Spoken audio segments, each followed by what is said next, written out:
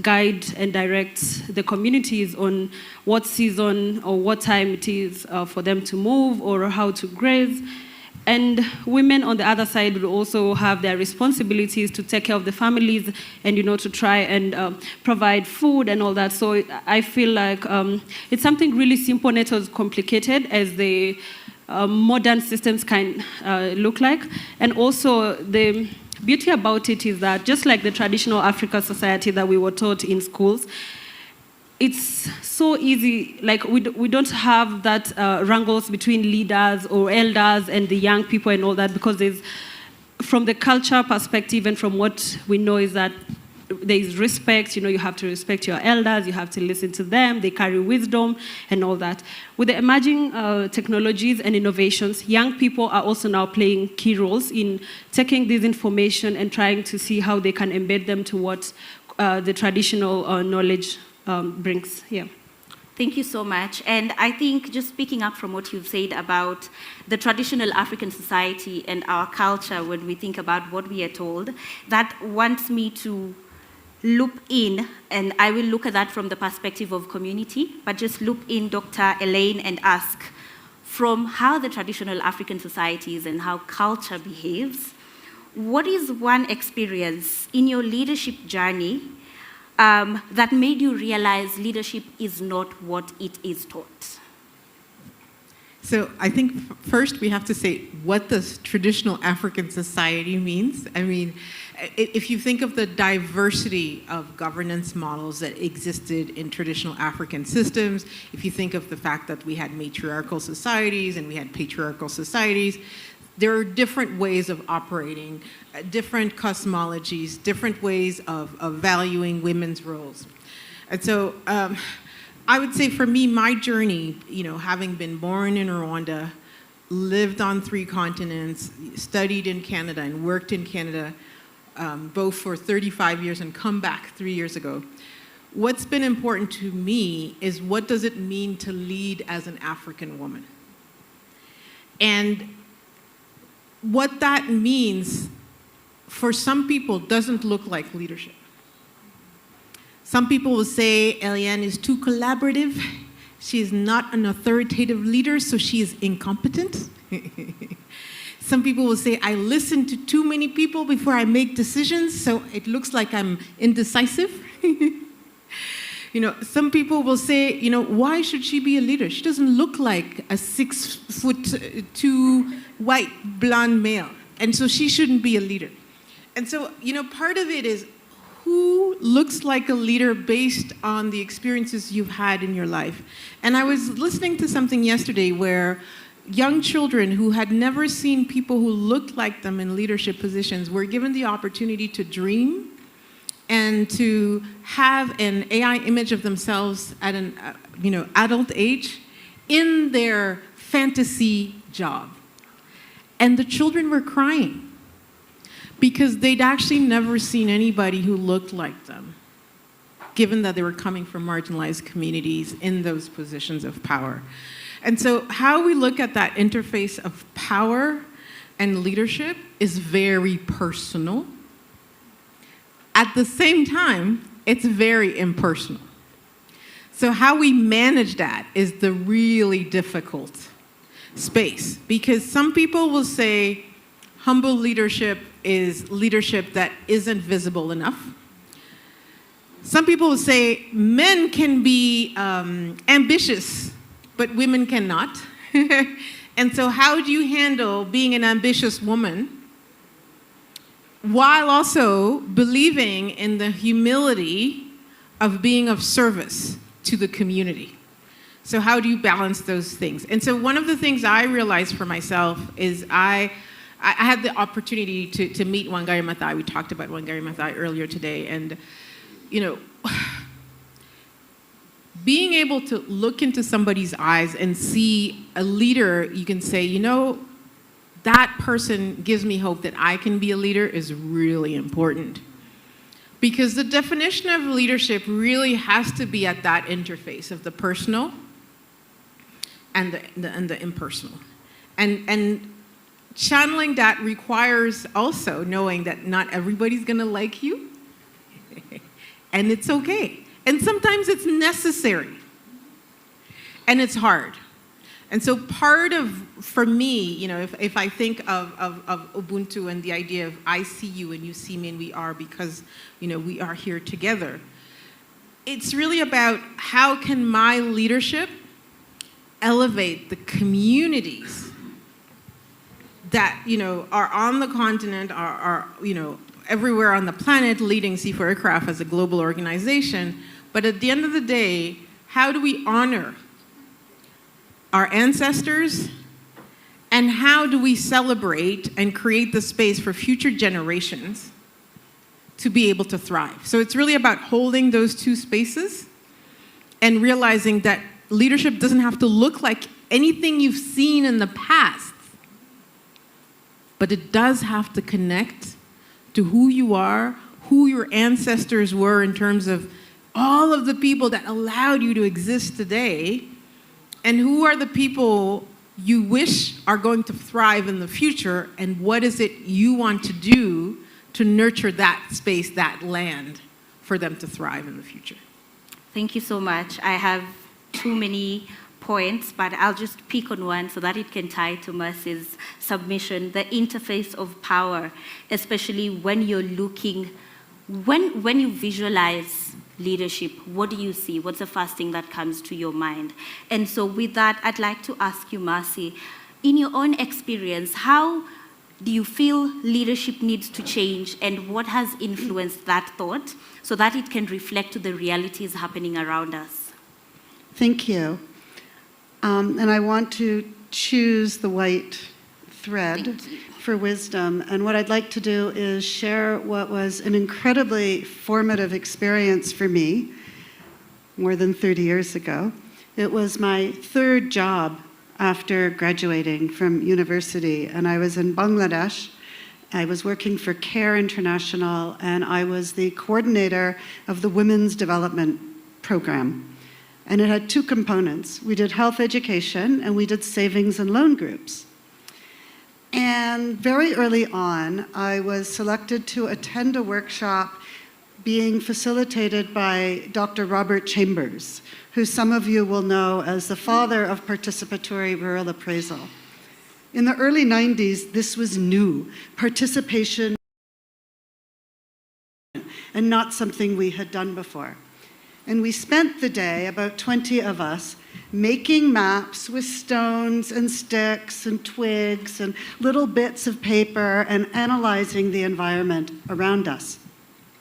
I was completely jazzed because this isn't how the program I led worked. It was, as you spoke to, very top down. I went back to my team the next day, so excited about this. My team was not as excited about this. They hadn't been at the workshop. And they said, no, this is never going to work. Most of our project participants were illiterate women. How could they make maps? How could they create graphs? And I said, well, maybe you're right, but let's just go and try it. So I had a big team, 200 staff. We went to one of our program areas, and we did exactly that and asked the women to show us their village and then describe what the issues were and assess the impact of the project. And as you would know, they were perfectly capable to do all of this. It didn't matter whether they were literate or illiterate. The learning, I'm conscious of time here, the learning was that we needed to hand over the stick. That's the whole philosophy of Robert Chambers. You hand over the stick. And the wisdom and the learning was that leadership was about creating space for others. It wasn't about my being the top-down leader. It was saying, hey, we need to listen to these women. And what they told us is that they weren't concerned about vitamin D and leafy green vegetables, that they actually had other pressing problems. Perhaps I'm being indelicate here. They were worried about their urinary tract infections. And our project didn't give them any space to do that. So then we transformed the project. This was really, such an aha moment for me in terms of how I worked and what I think development is about, and hopefully my leadership as well. Thank you so much. And maybe if we could just build on those threads, I'd specifically like to pick on the aspect of handing over the stick and build it with Maimuna's work at Geo Foundation. When you think about the aspect of communities, how has your project handed over the stick, and what are you learning from it? For me, it's always letting these women that I work with take the lead in a way that sometimes I learned along the way that the work that we're doing around restoration is not telling somebody to plant the tree. If somebody's going to plant a tree, they have to relate to that environment they're in or working around. So it's just letting people own what they're doing and then trust them enough to lead the way. And then if I could come and be a guidance, so that's where I come in, but not to be like a focus like this is what leadership is, because sometimes, let me just say what we think leadership is, it's not a position, it's always kind of the ability for people to sustain the systems that they live in. So yes. Thank you so much. And remember, leading the way also means that you as the audience give us some of your opinions on what you think leadership is all about and who perhaps is a leader but they've not been referred to as a leader. So I'd like us to take a moment, and over there on the screen we have a QR code. I'd like us to just quickly take out our phones, scan the code, and perhaps ask yourself, what if leadership begins where inherited narratives are questioned? And share your experience with us. We want to have you as part of the conversation and borrow from your own thoughts on what leadership looks like. And that also applies to our global audience who are watching online. If you're online, just scan the QR code and let us know, what if leadership begins where inherited narratives are questioned? Let's take a minute to do that and have some responses come live.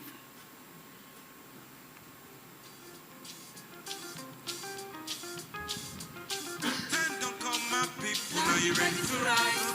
To be free, to wise, to be free. Are you ready to rise? Awesome, they are already coming in, so we'll do this practically.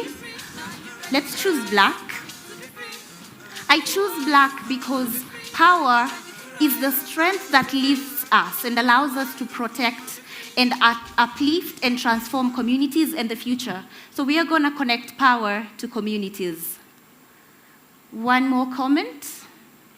Do we have a yellow? May I please have a yellow?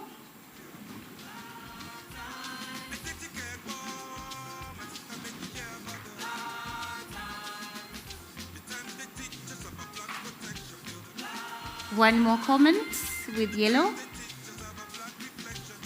For land, I believe for anybody who's in the rangelands or in landscapes, I'd love to hear your opinion of what the land looks like. Land. Land is foundational to agency and women empowerment. Land is foundational to agency and women empowerment. Thank you very much. Please keep the comments coming. We will continue building on this thread as we carry on. But at this point, I'd like to come back to our speakers and build on the conversation from what they've already said. Maimuna, you've advised us to let the women take the lead. I'd like to come to you, Anita, and ask you, in your experience, especially coming from the indigenous Maasai community, how does it look like letting women take the lead, and what challenges have you faced in being a woman taking the lead? Thank you. I will start with the challenges. It's common, and not just in the Maasai community and in the pastoral communities, because many a times when we have these conversations on where women are allowed to lead, like all hands points. It's common in the Maasai, and I'm sure it's common across other communities as well. And this is advised by the past, how things have been from before, that maybe women are not regarded as leaders in some areas. And to approach this is that we don't just work with women, even as much as we want women to take a lead in these projects. We have a conversation with both women, men, elders, and all that, and say, we're not really trying to distort our culture, but we're just trying to come to a common understanding. While restricts women to lead in some of these areas where we believe they can do well, let's also talk about the opportunities and the good things that come out when women lead. So when we approach from that angle, it becomes easier, because at the end of the day, when we talk about community or women leading projects or women being at the forefront in these conversations, it means women addressing the needs and the challenges of the entire community. So we at the Soina Foundation, we see the need to actually, try and say that, okay, this is a challenge, but then what are we doing about it? We are trying to do this. And when we talk about women leading and the challenges some of the challenges, one person today mentioned that we don't have challenges. I don't know how to call that, but some of the what I call challenges that we still have, especially around women and girls.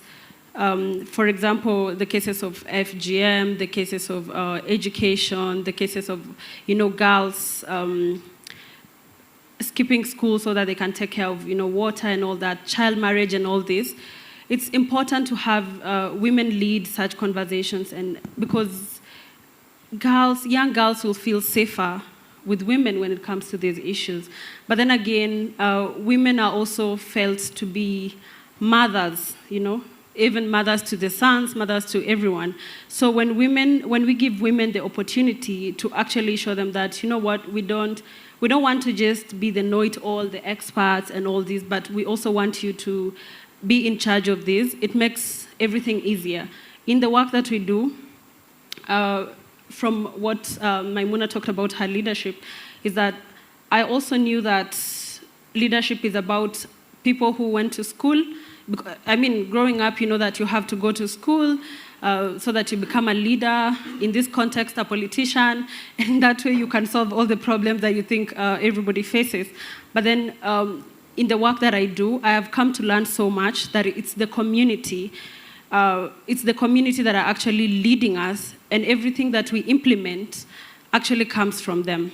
So when we then enhance the capacity of women in different ways, they are able to shine, they're able to come to such platforms and talk for themselves about these issues, talk for themselves about their own experiences. So it means the whole community thrives. Because I'm a firm believer that when women are thriving, the communities thrive. Fathers leave, they go to hard kettles, they do all that, but then the same women have to remain, to stay back, to take care of the kids and all of us. Thank you so much, Anita. I'm just going to quote you on one thing you've said, allowing women to talk for themselves. There's a concept called on behalfism. I don't know if it's a word, so do not quote me on that. But on behalfism is when somebody else has to constantly speak on behalf of somebody else who can actually speak for themselves. And that's a challenge that we need to walk away from as a generation when it comes to asking, are the right leaders in the room? But just on that specific point of allowing women to talk for themselves, allow me, Dr. Elaine, to ask you this question. As highlighted by institutions like the African Development Bank, a lot of women's leadership is effectively invisible. Not because it's not there, but because our definitions don't capture it. And my question to you is, what kind of leadership qualities should we measure and value specifically from the colors we have, from wisdom, from community, from leadership, as well as land and power? Yeah. So if I start from land, I think a lot about our relationship with the earth. And I think a lot about the suffering that we have put on the earth in terms of the destructive nature of industrialization, imperialism, colonization, slavery, the extractive nature of that relationship. And I literally feel the cries of land, of the earth. Yeah. And being a humble leader for me, because humility comes from the word humus, which comes from the Latin soil. And so it's to lead from the soil, to lead from what grows in the dark, that seed that will not be seen until it emerges, and it emerges fragile, but it could grow into a baobab.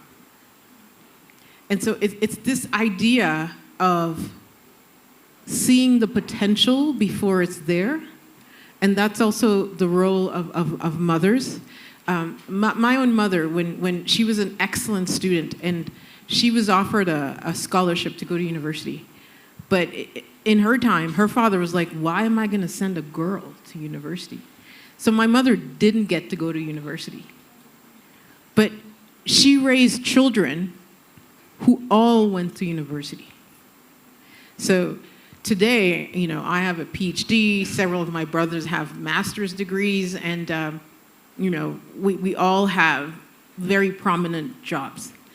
And I always think back to how somebody could think my mother didn't deserve to get this scholarship. But I think about the level of ambition she had for all of her children, and how education was the most important, legacy that she wanted to leave us.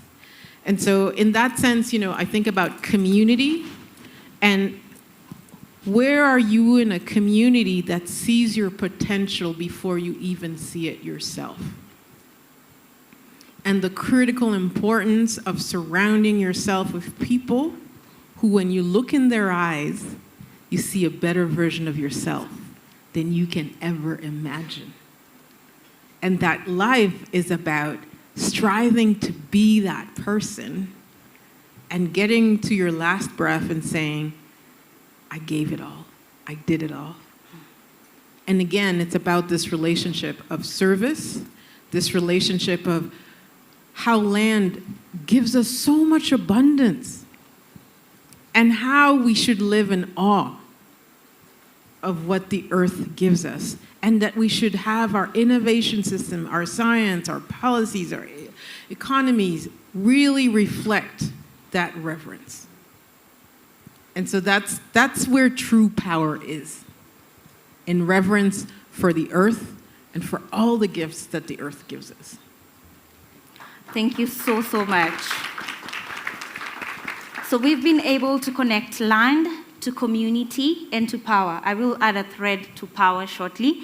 But before we carry on, the audience in the room, I'd love to just take this opportunity from the submissions that we've had and ask, what inherited narratives are we leaving behind?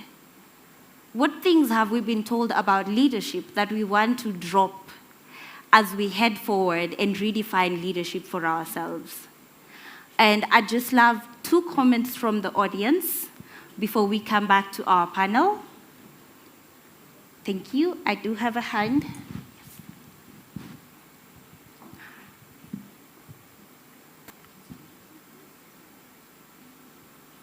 Please tell us what thread you're specifically tying it to. Thank you so much. Maybe I'll speak to power. So one of the things that I've seen happening is when women are rising up, it has always been equated to feminism. And what did they call it? The Beijing Declaration, the Beijing the English word is refused. That one. My sister is helping. Emancipation. Yeah, she went to the group of schools. Now, I'll speak I work with farmers, and I want to speak to what my sister mentioned. We are who we are, because the phenotype you see, if my biology serves me well, is genetics plus environment. That environment, for us Africans, it is ingrained in where we were born and raised. So you are not running away from our culture. Now, when we rise up as women to become leaders, we are not saying that our culture is backward. We appreciate that we were born here, and when we engage from a space that we can contribute to make our communities better. So you are not fighting the person who brought you up and tell them, you know what you are doing is useless. Now I've gone to school, I want us to do this. And I'll give an example. We work with farmers, and most of them are women, so we do trainings on the farms. And the farm is in somebody's home. So when you go to that home, immediately you will meet the group members, and you want to start a training. And then we realize there's a man in that home. That man is not part of the group members. But because we are in his home, we take liberty of inviting him to come and invite us in his home. And that has really helped us to bring out, the leadership in the women that we work with, because the man feels appreciated, so he's not threatened. And then we invite them to sit in the meeting, and if they feel like calling other men so that they don't feel lonely. So we call them friends of the group. So they come and sit with us, and as we learn, they are part of that.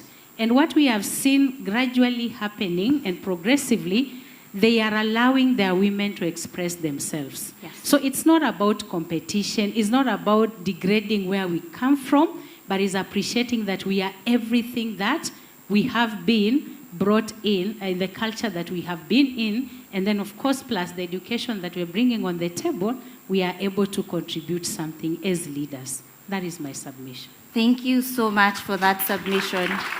We are everything that we've been brought up in, but we are so much more than just that.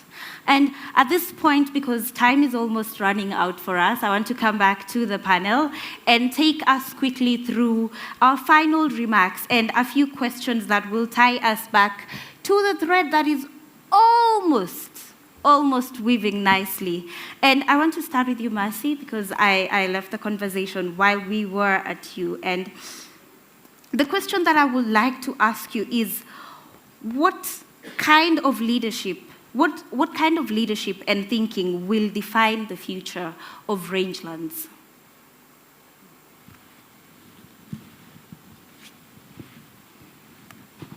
Thank you.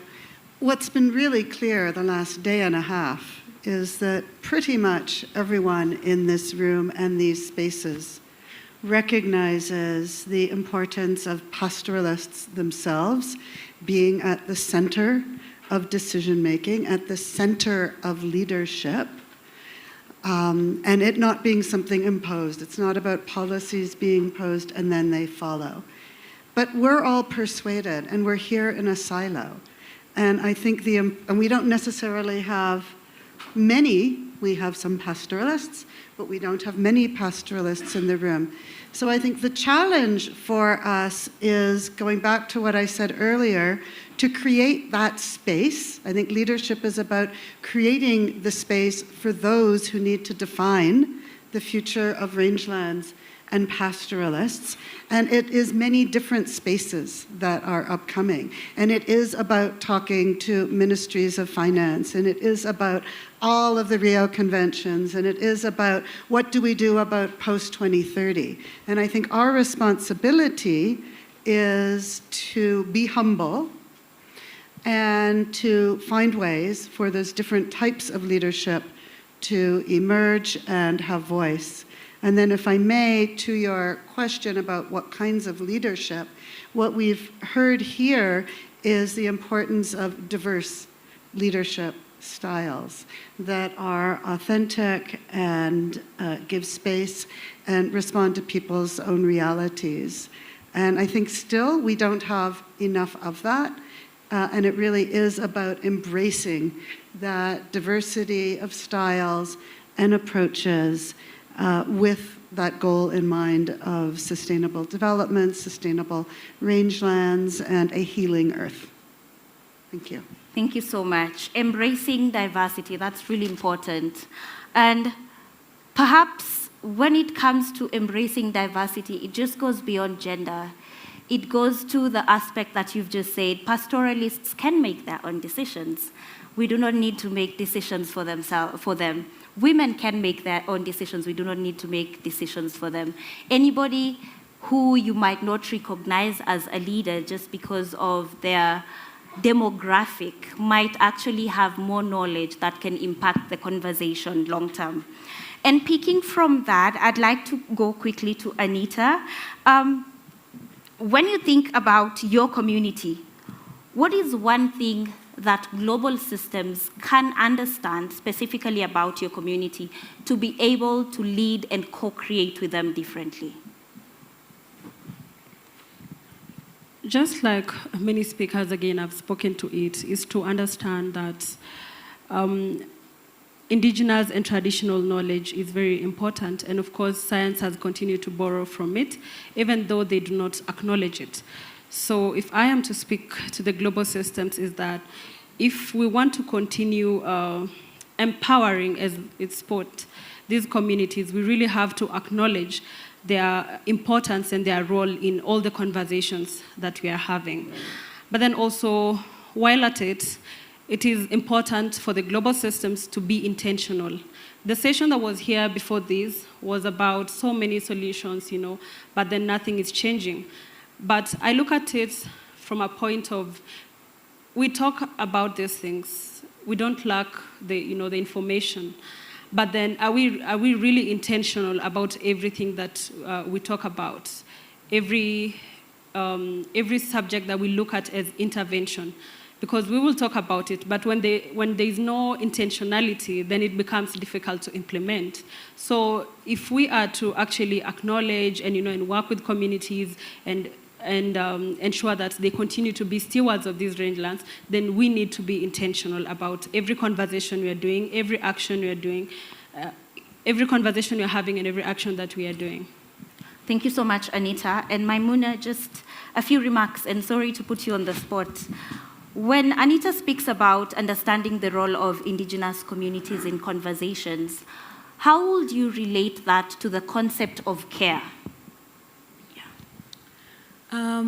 For me, it's always who gets to define what it is. When it comes to women, let me say probably my grandmother has been sustaining these systems for a long time. So sometimes they're like, women are not doing this, but what actually is this knowledge? Because this knowledge can come in the form of them, women understanding the great importance, women investing their time in these communities and to make these systems work. So there's a saying in my language, men don't kill me. So there's a saying in my language that says, if women see a cow, they always see milk, they always see manure that's going to fertilize the soil. But if men see a cow, all they see is bride price. So this to say is that women have always been investing in these systems. So why is it that their knowledge isn't being valued? So I think the most takeaway is we need to stop, we need to design with people that are actually investing in these systems and using their intelligence, and the intelligence for the most part is always women. Thank you. Thank you. Designing with the actual leaders in the room. And that brings me to you, Dr. Eliane, for, let's say, your final remarks. How would you tie the different threads that have come up in this conversation to leaders in the room? So I think one of the things that's come up really strong is the invisibility of the power of women's leadership. And I've been thinking a lot about how, in terms of our global history, the time of Inquisition, the burning of the witches, which was a way of taking land away from women entrepreneurs, was also the time of slavery, the time of colonization. And so the era of the extractive relationship with land really was intertied with the submission of women and the fearing of women's power. So women were burnt because they owned land, because they were medicine women, because they were teachers. So knowledge was dangerous to have in the hands of women. And we may not realize it, but that global legacy is in all of us, in our subconscious. It was in your lessons from the time you're 3 years old and go to kindergarten and move forward. It's like, who is allowed to be this versus that? And so part of it is how do we go back and reconnect to the times of wisdom where women in the antiquity were the teachers of mathematics to the philosophers that we all revere and the mathematicians that we know today. All of that, knowledge came from women. If we go back to the Ishango bone, coming from Congo, where, it was like the first equation that was used by a woman to plan her menstrual cycles. It's like, how do we reclaim our power for community, for land, for livelihoods, and for our collective wisdom, women's wisdom, men's wisdom, all of our wisdom, young people, elders, all of it to come together and to live the interconnectedness of people and land. Thank you so much. And there's something very powerful that you've said. Knowledge was very dangerous to have, and the threat was constantly eliminated. But unfortunately, it's time for resistance, where the threat refuses to be eliminated, and the threat thrives so that we can all inclusively make rangelands specifically much, much better than what they are right now. At this point, I just want to take an opportunity to thank our designer, Anna, and point to a few notes that she has captured on the board for us. So we were looking at wisdom, community, livelihoods, power, and land. We've noticed that we can connect community to wisdom. We can connect power to land through care. We need to reclaim our power, and we need to agitate for change. Thank you so much for the conversations that have been submitted. And to our online audience as well, we are quite grateful for the comments that have been put forward that have led to the drawings that we see above. And finally, to our own thread, we can clearly see that leadership was not just the start, from the start of the yellow to the end, no, but it's been connected from land to livelihoods to communities to power.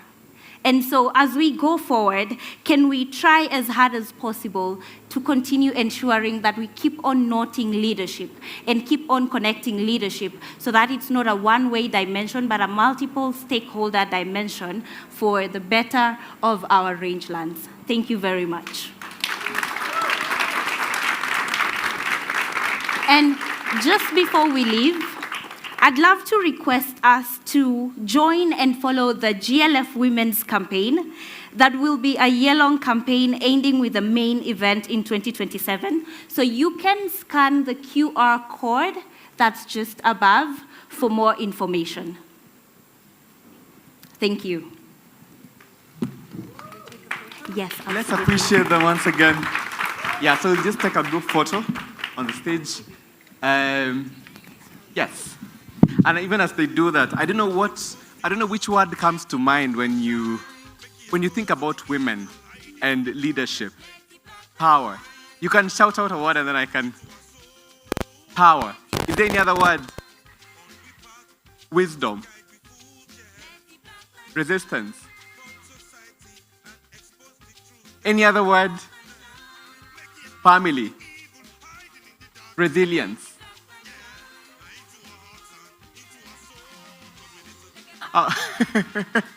Let's appreciate them once again, please. Thank you so much for that amazing session, Maseke, and the amazing panel members. So up next here in the conference hall, coming up at 3:15 Nairobi time, we'll be having a session here around scaling regenerative practices and integrated landscape management in Africa's rangelands. And at the same time, at the Watering Point Pavilion, we shall be having a session around women's leadership for just and sustainable food systems. And so let's take a short break, and then we'll be back here in 10 minutes. Marion Nganga. I work for the Rainforest Alliance as the country director for Kenya.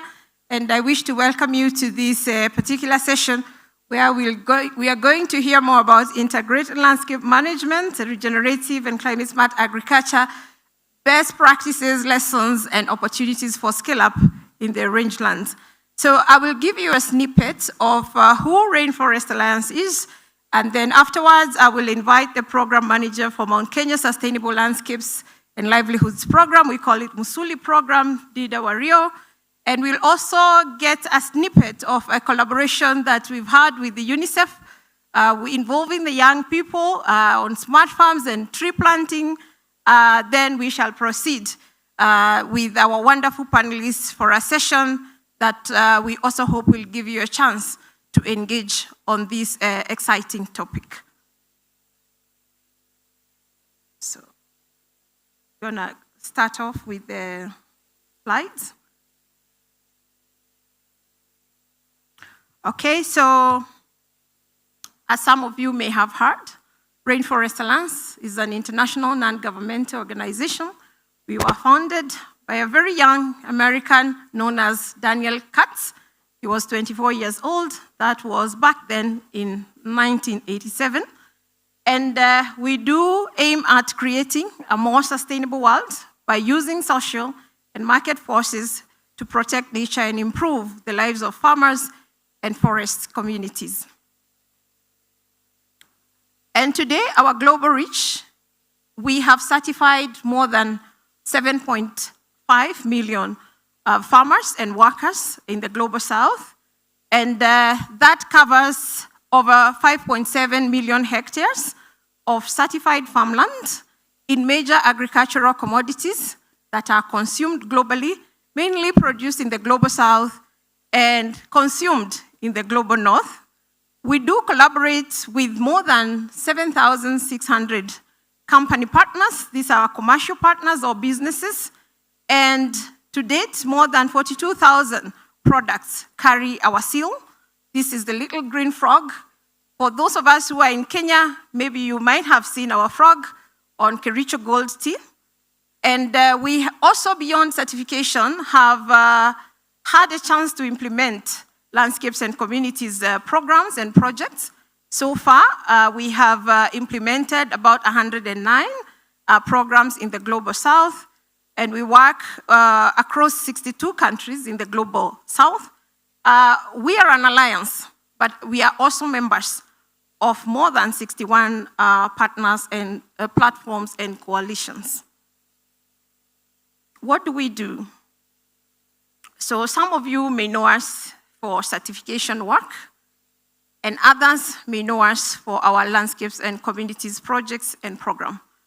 And both are correct, because indeed, as I mentioned, we started off in 1987, and we have invested heavily in improving the livelihoods of farmers and workers in landscapes that produce commodities that the world cannot do without.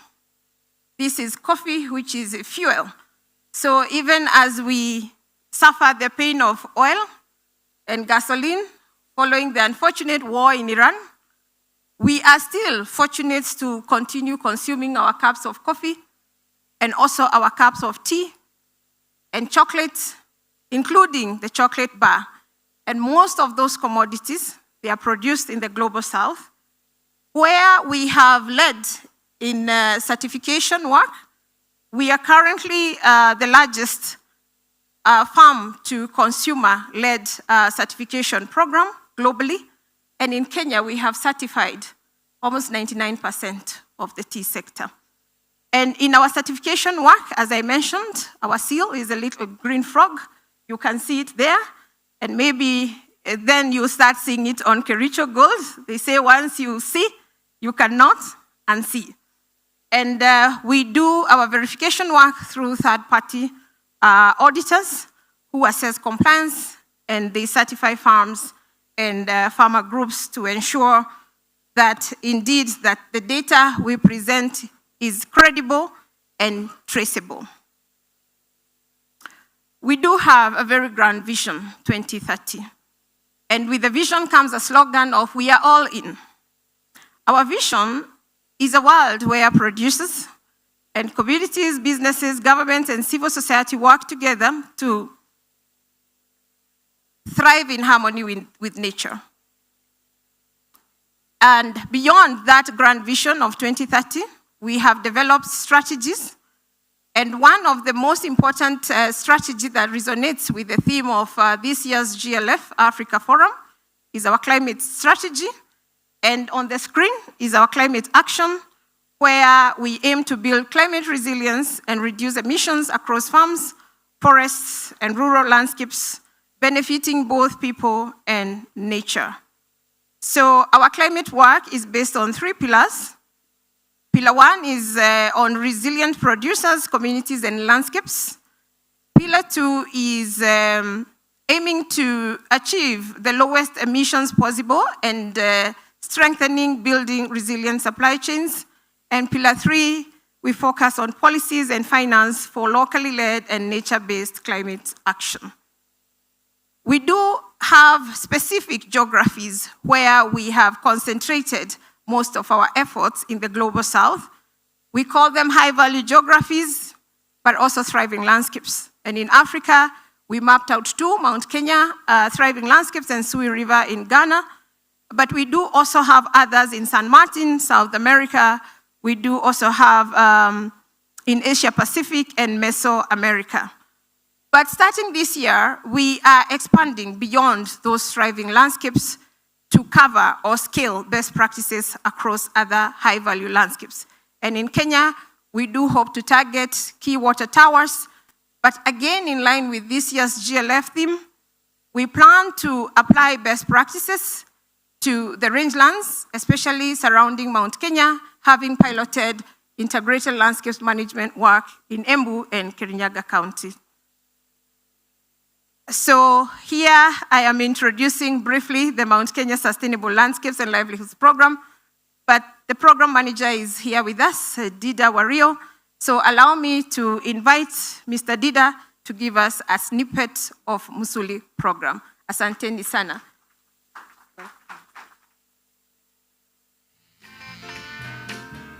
Hi everyone, my name is Dida Wario. I work for Rainforest Alliance as the team manager, Mount Kenya Sustainable Landscape and Livelihoods Program. The program is funded by IKEA Foundation. It's a 6-year program. So we are planning to end this year in July. But we've learned a lot. We've just done our end-term evaluation. The program follows 4 pathways. That's with regards to integrated landscape management, landscape resilience, landscape finance, and also landscape restoration. Those are the pathways we follow, and we work with partners. The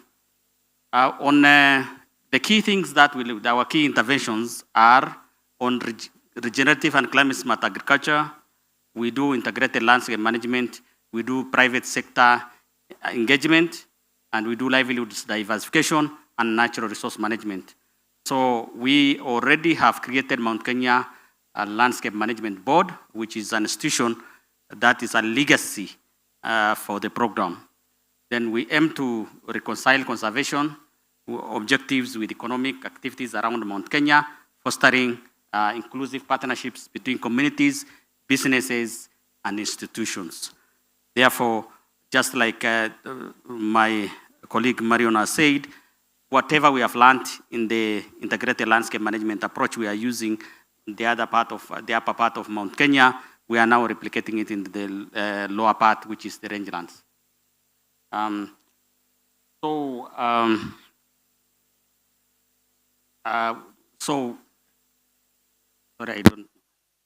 Sorry about that. Yeah, I'll continue. So the program, after doing the end-term evaluation, we have come up with some data that is good for learning. The key data is we have so far reached over 55,000 farmers. And out of that, about 48 are women, and youth are like 20% youth out of the women. Therefore, we are extremely happy about that.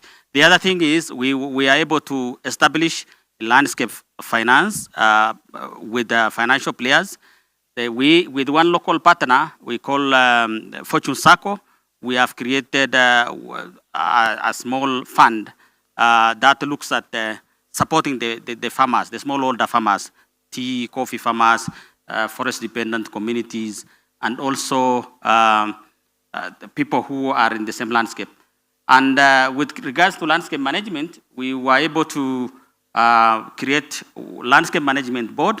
The trust is one, which is Apex, and then at the county of Embu and Kirinyaga, we have societies. So the societies are linked with the Apex body. So the LMB is an institution that is now investor ready. They can source for funding. They have their strategic plans. They have their resource mobilization strategy. They have investment prospectus and also pitch slide. Therefore, if we have partners here, they are most welcome. With regards to the N line, I can say I've talked about the LMB, which was already created. We have the households in this jurisdiction of the LMB with defined landscape management and development plans, which is a 5-year strategy. Then we have hybrid form of governance.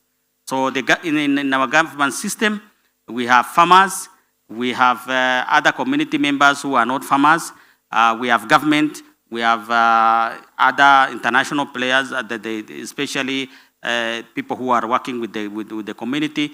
The county governments are there, and also people living with disabilities, youth, all interest groups are presented there. For the landscape finance, we've achieved a good amount of investment there. As a result of the program being there, we piloted the program, and then after that, we sold the idea to potential funders. So we were able to raise almost $1.9 million non-program funds, which was not there at the beginning. So we are still continuing. We have for end-term assessment, the results are on landscape finance. Investment pipelines and financial instruments are identified, already aligned to landscape development and management plan of the LMB. Then there is early transaction in the landscape finance has been achieved with the financial institutions initiating lending to farmers and SMEs at a favorable price, interest. Then we have strengthened landscape finance ecosystem through collaboration with financial players in the landscape so that farmers can access through green investment opportunities. Then we have strengthened the landscape financing by mobilizing blended finance, like I have shown. On restoration pathway, we have managed to do 226 hectares already in the Mount Kenya forest, whereby it was previously degraded, but now we rehabilitated together with the partners, and some of the partners will be in the panel, you'll see. And we have also managed to do 43.9 kilometers of riparian land, which is restored now. And then we have native trees, 220,403, which are already used for rehabilitation. So making sure that we've surpassed the target. On end-line evaluation, these are the results. We said strengthened capacities of Community Forest Association and Water Resources Association to rehabilitate degraded areas within the landscape. Therefore, we have done it in Mount Kenya, and we know that it can be replicated in the dryland area. We have enhanced partnership and collaboration to accelerate restoration initiatives. This is also very much replicable in the dryland areas. We have farmers embracing on-farm restoration and riparian protection. That's also very replicable. So as far as the resilience is concerned with farmers, and I've talked about, so far we have reached 55,035 farmers. And out of that, the female reach, I have already mentioned, is 48%, and 18 above the target. Then with the livelihood diversification, we have 5 companies that are working with us to incentivize farmers. We have 22 stakeholders supporting the program beneficiaries. We have 3 financial institutions directly supporting enterprise development. And we have 93 enterprises created and 509 jobs already realized. So for the end-term result on regenerative agriculture, we have seen farmers monitoring and decision-making capacity strengthened. Regenerative and climate-smart agriculture are promoted and adopted by farmers in the improved farms. So this is also replicable. We have enhanced uptake of sustainable farming practices by farmers. So farmers are taking the initiative. We have sporadic diversification led to additional income. These are the lessons we are learning. Institutions sustainability is key. Long-term impact depends on strengthening LMB capacity and autonomy. So the institution needs, apart from forming, it needs to be capacity built. Then there is the economic incentive that drive integrating income and market benefit. And then we have time and consistency, especially for LMB. If you want to create a landscape management board, you need time to make sure that they mature. And ILM also, integrated landscape management, requires scale, patience, and time. It requires time, and then financial needs and demands, supply are aligned. So we need to align those in order to achieve. Thank you very much for that. So next is my colleague, Ivy, who will look at an intervention area.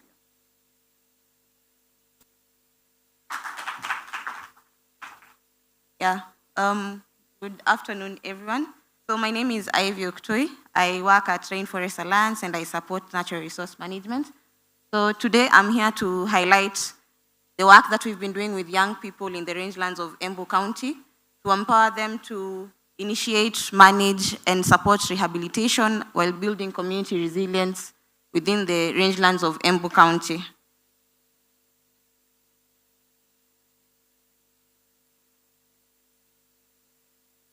Yeah. So as mentioned throughout this conference, the challenges faced in the rangeland as a result of climate change are consistent. So they vary from the erratic climate events, such as the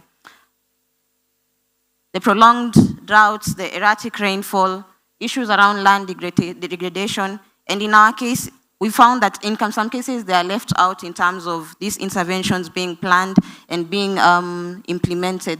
Of course, some of us implement our interventions in a very fragmented way that results to very low impact. So through the capacity that we have gotten through UNICEF, we've been able to work with the Kenya Scouts Association, a youth convener, the Mount Kenya Landscape Management Board, and Rainforest Alliance to be able to change the narrative that is going on in the rangelands of Embu County. So how have we been able to do this? So we work with the young people to build their skills, to give them a platform and to give them a support system that they can be able to initiate and take lead in terms of the restoration initiatives. We work together with the partners and the governance structures to mentor these young people to take action. And finally, we link them to technologies that can be able to manage and monitor their initiatives over time, such as land scale, customized Kobo Collect tools, and Jazamiti that complements the national government strategies. So the main initiatives have been around regenerative agriculture and climate smart techniques. So to give an example, the regenerative and climate smart agriculture techniques that we've been putting in place is agroforestry, where we are adapting the Zai-Pit method of planting the trees to support soil and water conservation, riparian rehabilitation, planting of indigenous and native tree species suited for those areas to enhance their survival, introducing innovative food production systems such as the vertical gardens, the hydroponic farmings, which has really attracted the young people to take action within these degraded areas of the rangelands. So on the screen is some of the impact that we've been able to have with the young people. We've done this through youth champions who take stewardship of the initiatives. So these are 114 youth champions who have been able to work directly with an additional 1,000 plus to rehabilitate 101 hectares in the rangelands of Embu County, building their own capacity and skills while enhancing the community resilience. So as mentioned, this is an image of some of the work that we've been doing. The first image, we're having the hydroponic farming by one of the youth. Seed bowling is another approach that we've been using to restore the hills that are degraded within the rangelands, together with the assisted natural regeneration. And lastly, we have the Zai pit, where we do the pits and have some organic matter placed within the pits to enhance food nutrients and soil and water conservation. So I wouldn't want this to end before shedding the light on Teresa and Julius, who are some of the champions that we've worked very closely with. They've turned play into, to play for a function. So they don't just play, but they play for conservation.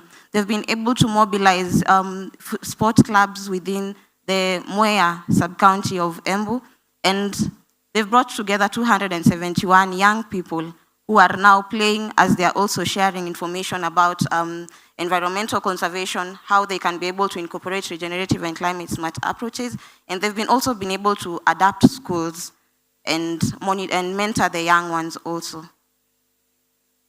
So what the ground has taught us, to be able to capture the youth, you have to make it fun. We've been able to incorporate the sports clubs, the talent-affiliated groups, so that they are able to embrace their talents, mentor their talents, but also use these platforms to share knowledge on how they can be able to build the resilience of their communities. Number 2 is the power of partnerships. As the previous presenter mentioned, we cannot do this alone. It has to be as integrated as possible. We've been able to work with the likes of the Kenya Forest Service, the county government, the Water Resource Authority, just to mention a few in addition to the main stakeholders. Number 3 is the young people are ready. All they need is a platform, all they need is an audience to listen to them and mentor them. As I finish and as we move into the panel discussion, I just want to highlight that the gap still remains for skilling the young people. So as we build the programs, as we build the engagements moving forward, let us build the capacity of the young people to have livelihoods enhanced and have resilient income generating opportunities beyond just programs and projects. Number 2, let's work together. It is not a competition. We are here to work together to have collective action for long-lasting impact. And number 3, advance the innovations. The young people have a lot of ideas that need to be supported and double tapped to be able to ensure that they can be able to come to light. And lastly, the technology bit. Let's have technology that is accessible to them for them to be able to make decisions based on these technology practices. Thank you so much. As we move into the next session of the panel, these are things that we should continue brainstorming and discuss further. Welcome, Edgar.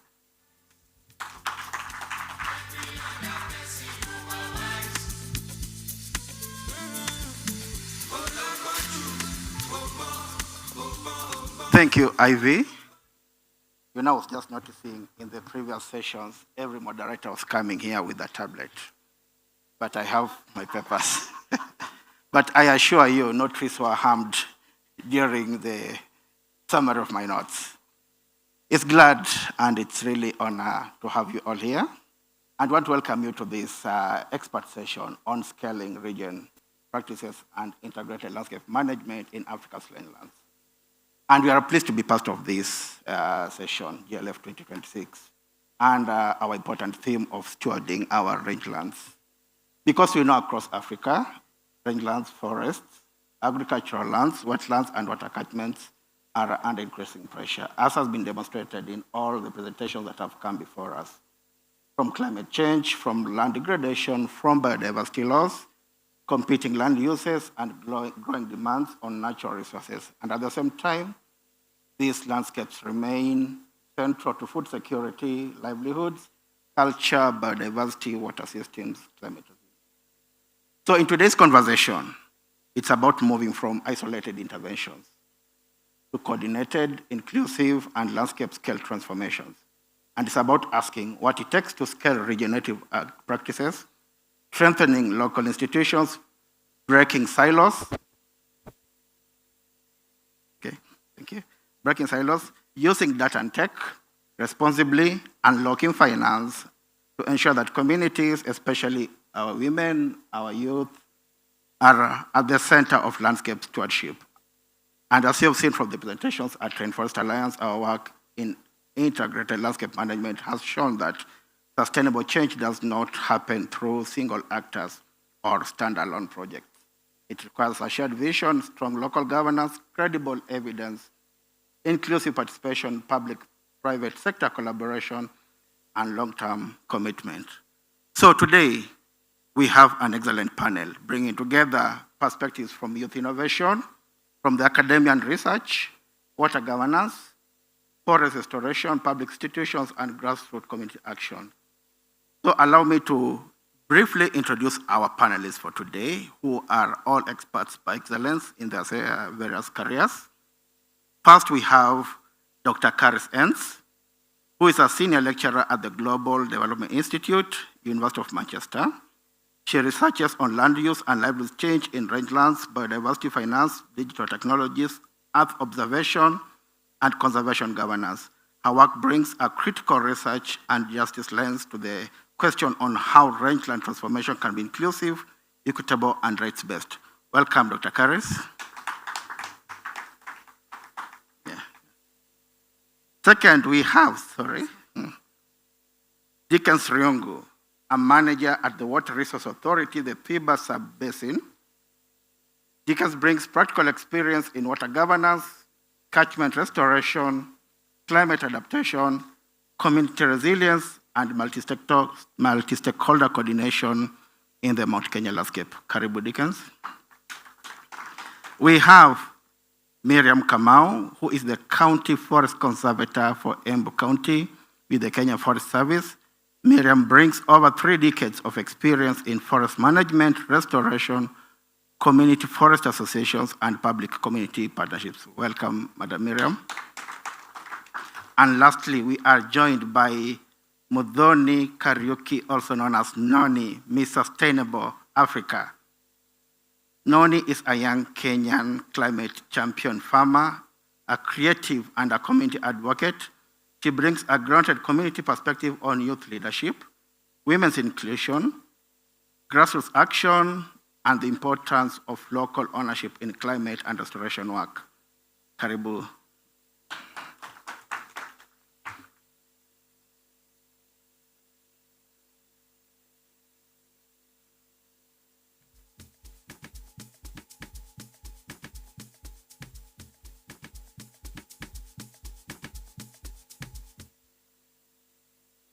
As we'll be having this discussion, we'll also be having a Slido projection for us in the room and those joining us virtually so that you can interact, you can give us your perspectives on the various themes that we will be discussing.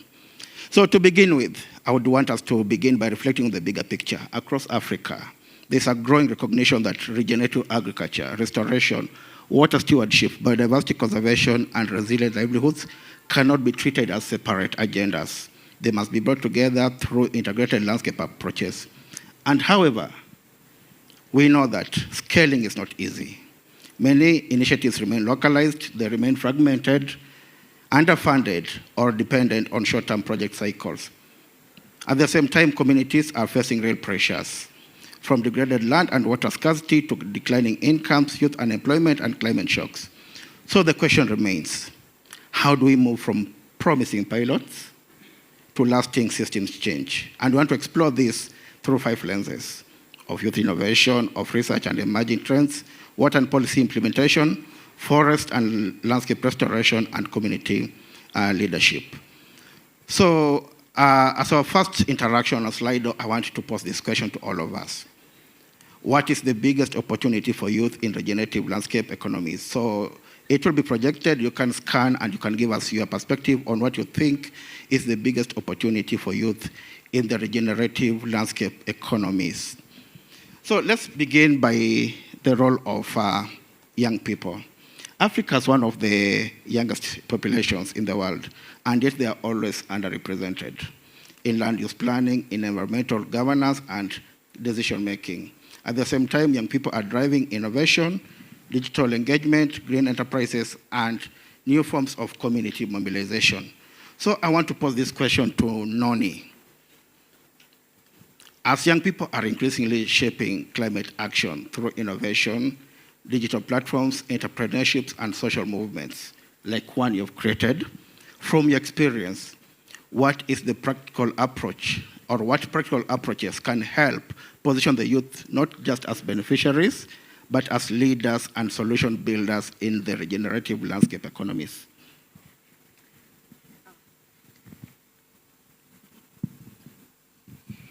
Okay, kule kwa community we do, or you do this. Jambo. My name is Muthoni Karaoke. You can call me Noni. Thank you, Edgar, for the wonderful introduction. It's an honor to sit here and with this, people who are really inspiring.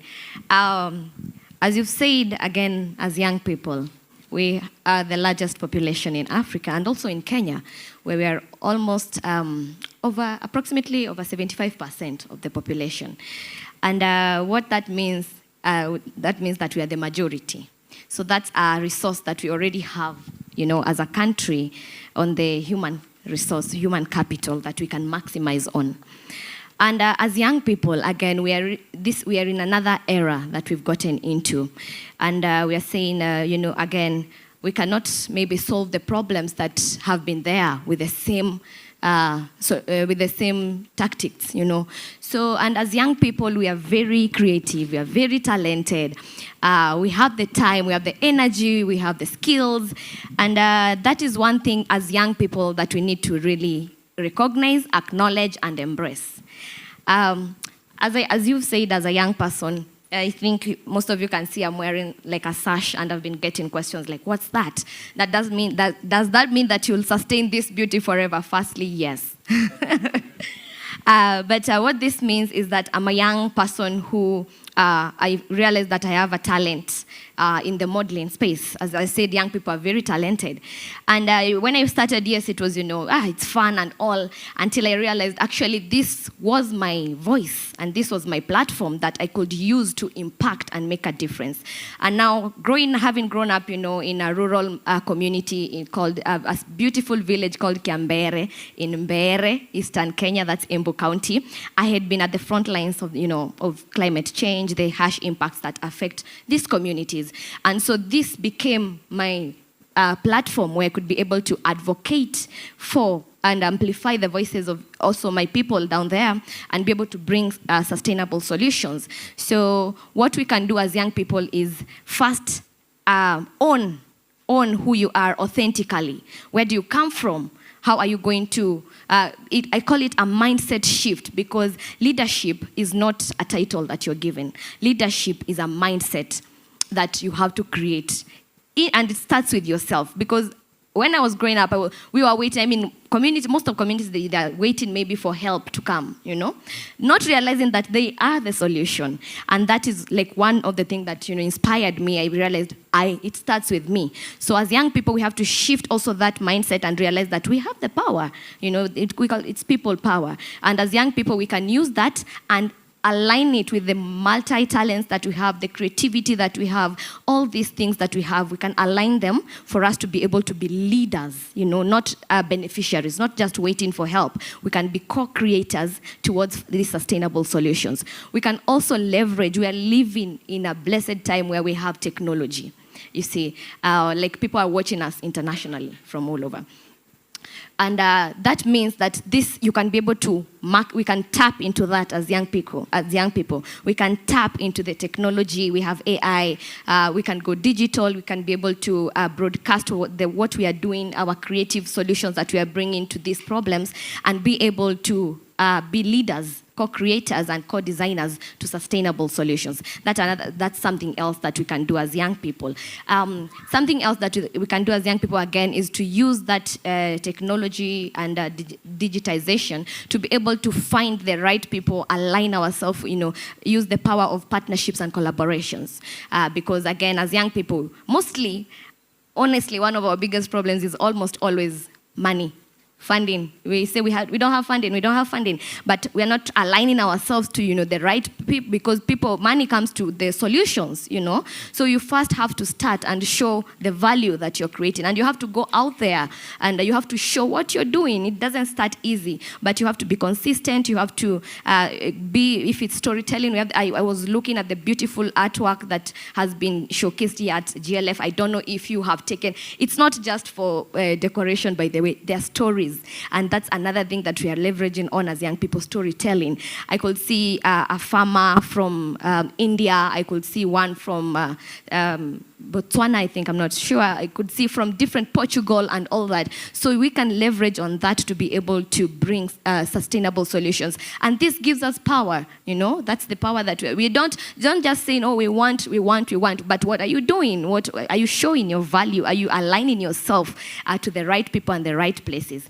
As I said again, leadership is a mindset. So we need to create that mindset shift as young people and tap into the opportunities that are there, because they are there, but no one is going to bring them to you. You have to align yourself. You have to find your purpose, find your why, and then that way everything else will be able to align.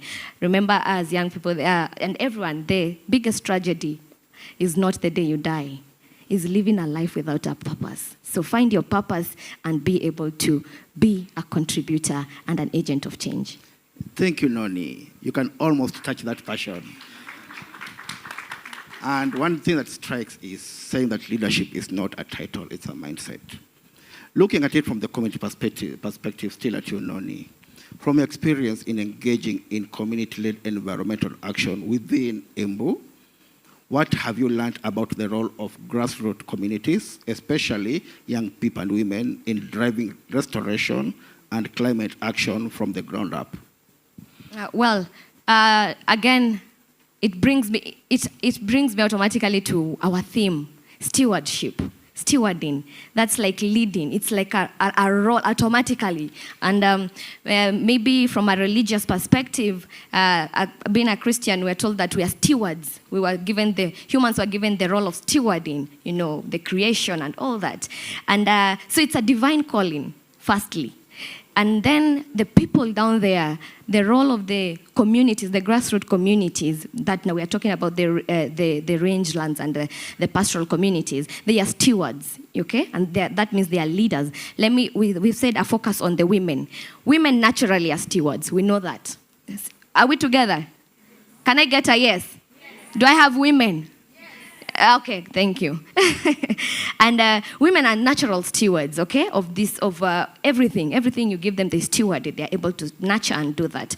So that is the same thing with our land. That's what they use. And I'll give you a very small story my grandmother shared with me. And she told me sometime my grandfather had gone to the city to look for, work. That is what naturally used to happen. Men would go to work, and then women, will be left with the other chores at home. And so something arose, and then there was like a land conflict. So they were being like evicted. Someone was claiming that was their land. And the land that time used to be divided by clans. Like you belong to a different clan, and every clan member, maybe they get some extra land. Everyone gets land, okay? And I had someone from Uganda saying that they would name clans to animals, and beautiful. We also have that culture, and it shows the interconnection that we have, and it helps in our stewarding, because if you are named after an elephant, that means that community can never touch, or harm them. It's like their role to protect them. And so this conflict arose, and my grandfather is far away. They would do letters. It will take a year to get to the receiver, and then another year to come back. They would be homeless by then. So my grandmother had to fight for that. So she had to go to the clan, she had to, follow up on that. And finally, she was able to get the allocation of the piece of land. And see that is a woman stewarding land, okay? Which is still another problem. But later on, once my grandfather retired and came back home, only my grandfather was going for the public barazas that were talking about land. Okay, so when my grandmother told me about this story later on, I was like, wait, you're the one who was supposed to have been going for the public barazas to discuss land and all. So I was just touching on the role of women in stewarding these lands, the role that they play towards protecting our land and all. So they are stewards naturally, And the youth, how they come in, for example, in that is that we are talking about sustainability. And so these young people, if the elder, they all maybe, for example, pass on, and the youth have not been involved in matters with the indigenous knowledge systems and about land, then we lose all that, okay? So we need to involve the youth in stewarding this, our blessings, our resources. So for sustainability, okay? For the next generation, we keep saying to impact the next generation. So that is the role of youth and women in stewarding our lands, in restoration, in regenerating our lands and all. Another one is that these communities, grassroots communities at the bottom, they are the custodians of the knowledge that we need. As I've been hearing a lot of that we cannot move forward. We cannot just go there and impose our knowledge that we've learned, from our universities and all. You need to go down there and listen and learn. We've had people taking 5 years to just shoot a documentary because you have to learn. You have to listen. What are these communities, what have they been doing? Because they didn't just come from nowhere. They've been there, they've been existing. So we need to learn and borrow that. And that calls now for, this intergeneration intersection that we are able to learn from the old and then intersect that with the modern and find sustainable solutions. Maybe to close, the other one would be, we cannot do it alone, okay? So we need everybody on board. As I said, that intersection is what we call for among the young people, and then it's inclusive. Let's also not just focus on the youth and women also. The men are also very important in playing that role. So we need everybody to be included in that, and it's very important and very key that we are able to embrace our authenticity so that we are able to learn. Everybody listens from where they're coming from. They speak from where they're coming from. So that we need to embrace cultures towards finding these sustainable solutions. And I think that is going to help us move forward towards regenerating our lands and also sustainably managing them and stewarding them. Thank you so much, Noni, for that comprehensive analysis. And some of the words that are keenly coming out is intergenerational, intersection, inclusivity, and co-creation amongst all the generations. So this brings us to the question of evidence in emerging trends.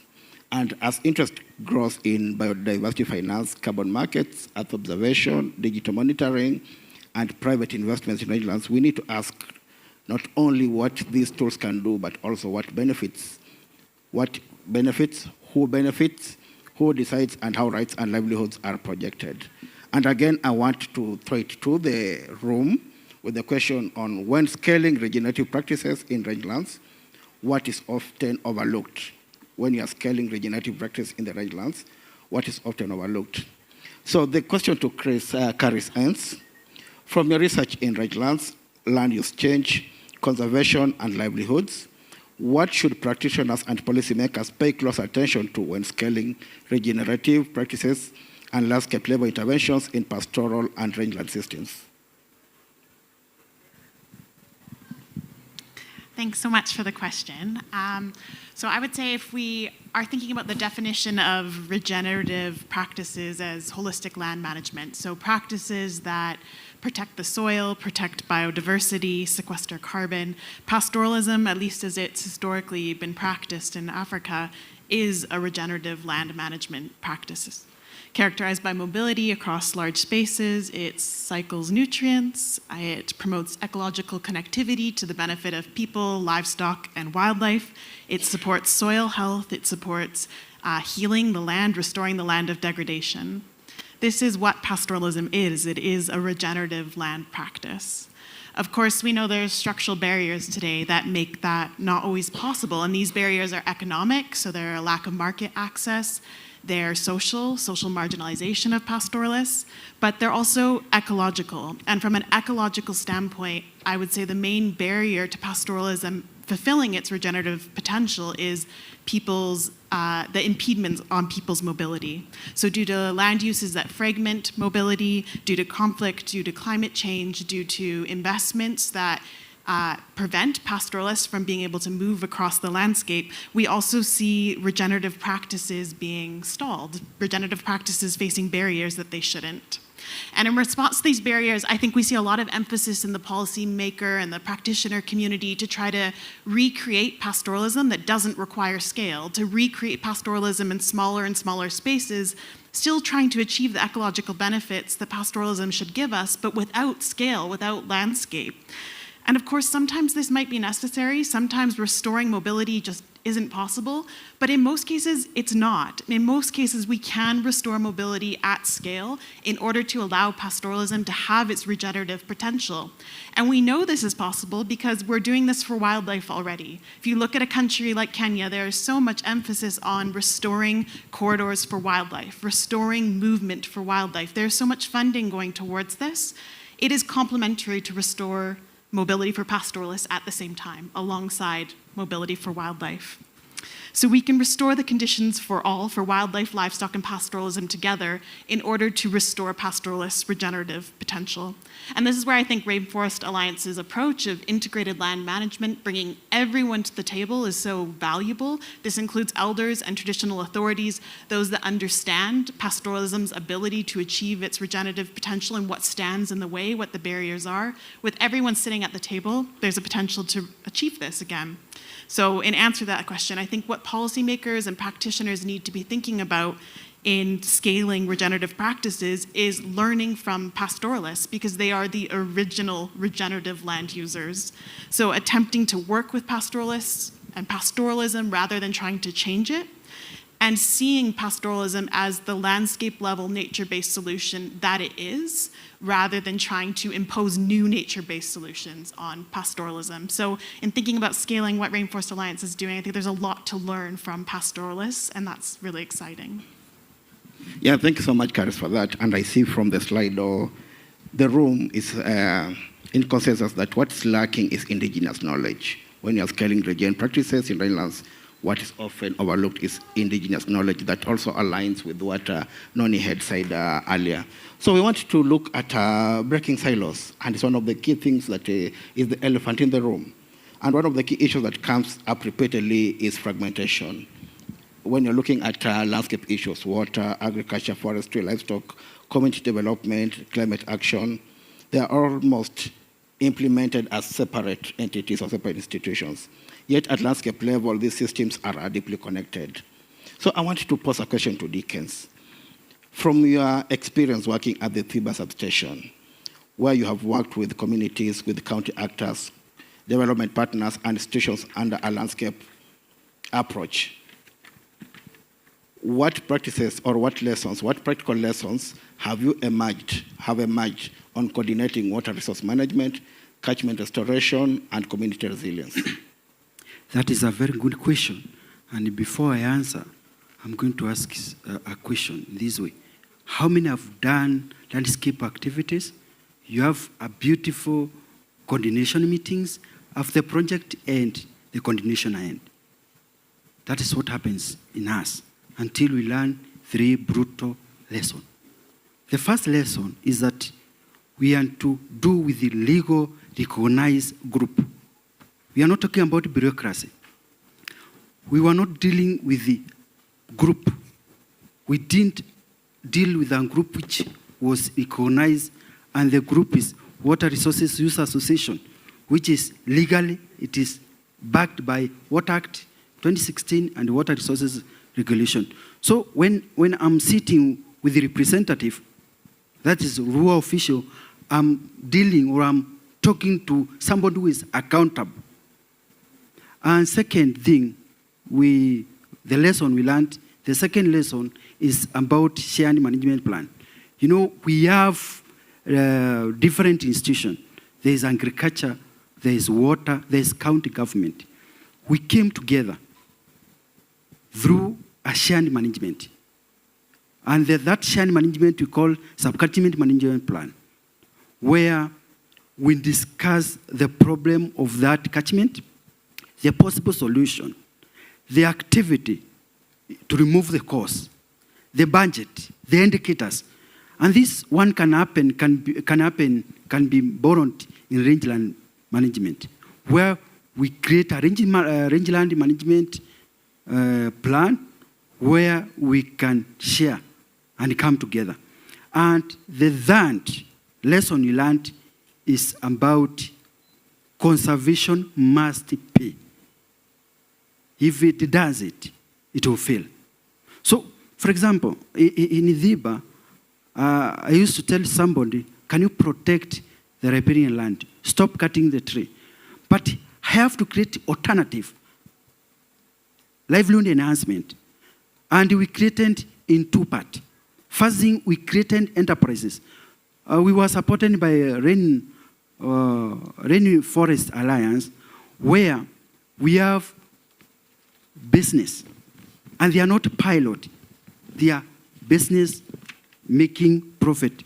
Even I can quote like two, like we have Muchungwa enterprises. They are generating money. Then the second, in livelihood enhancement, we train the community, the Rua, how to write business proposals. We connected them with the SACCO. They got low interest loan. And when you give somebody grant, it creates dependency. But when you give somebody a loan, it will create ownership. That's what we have done.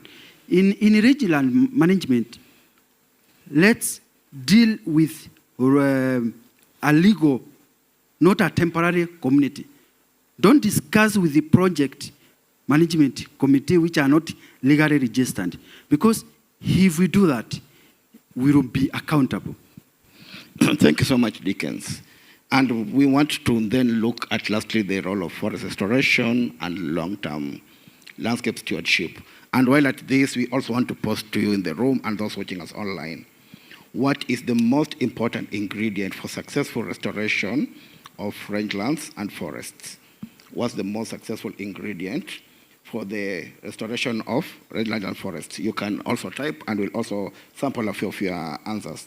To you, Miriam, based on your experience working in Embu County, where forest restoration has been linked with community participation, public institutions, and landscape labor partnerships, what lessons have emerged on how government agencies, community forest associations, and local communities can work together more effectively? Thank you. My name is Miriam Kamau, Senior Conservator working for Kenya Forest Service in charge of Embu County. I'm also a member of Mount Kenya Landscape Management Board, Embu chapter, and I also sit in the Forestry Society of Kenya as a National Vice Secretary. Going to the question, our major, the primary mandate at my level in Embu is the implementation of Forest Conservation and Management Act 2016 and also the National Forest Program 2016 to 2030. And our major focus strategically is to promote participatory forest management. And in this, we work with the local communities adjacent to the forest resources, and they form groups, registered groups recognized by law, called community forest associations. So when we are targeting our forest reserves, be it managed by the national government or under the community hills and the county governments, we don't manage single-handedly. We have to do collaboratively through the PFM. And they are taken through the guidelines of the PFM. They understand from knowing their forest resources, people knowing themselves, and also we help them form the CFA, that is Community Forest Association, where everybody of 18 years of age is an eligible member. And what Noni has said today, it's a call for all young people. This is a legal framework. I had a youth just a while who was asking me where the conveners are and how the youth can be engaged. I told her to follow me. I hope she is in here. And this is the moment. When I was young, I used to really work as planting trees and all that. So forestry being labor intensive, we need those energetic youth to grow their resources. So we have worked well, and in that, we have the Rainforest Alliance who came in handy.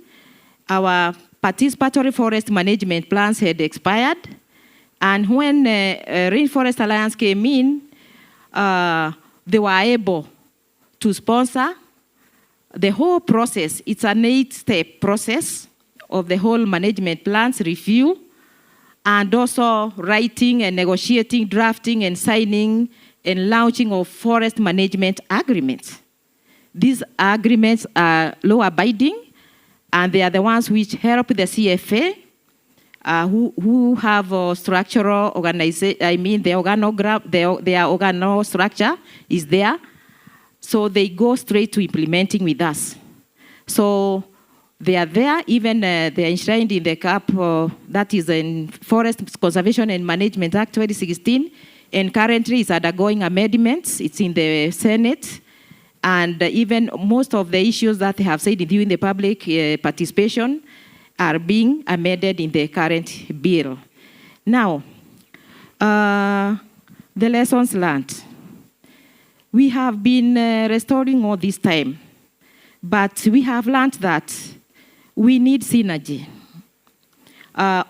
Everybody, because we all depend, in one way or another, we depend on trees, we depend on forest, we depend on water, like my friend has said here. This water comes all the way from the mountain, the water towers, and it passes through the forest, the vegetation. And you know what? Just like human beings, trees have a lifespan. So there are those who can go as much as 100 or 120, but their time will come, the climax stage, they fall. So what do?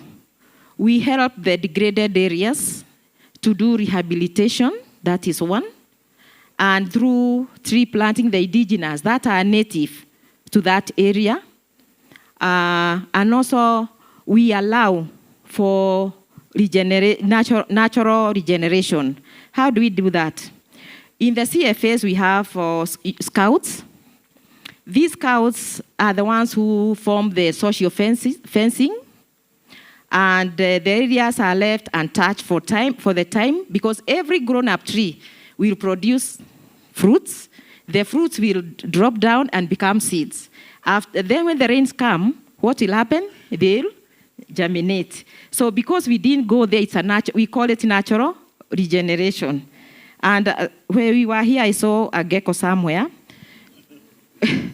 It so happens to cut or accidentally loses part of the tail. What happens?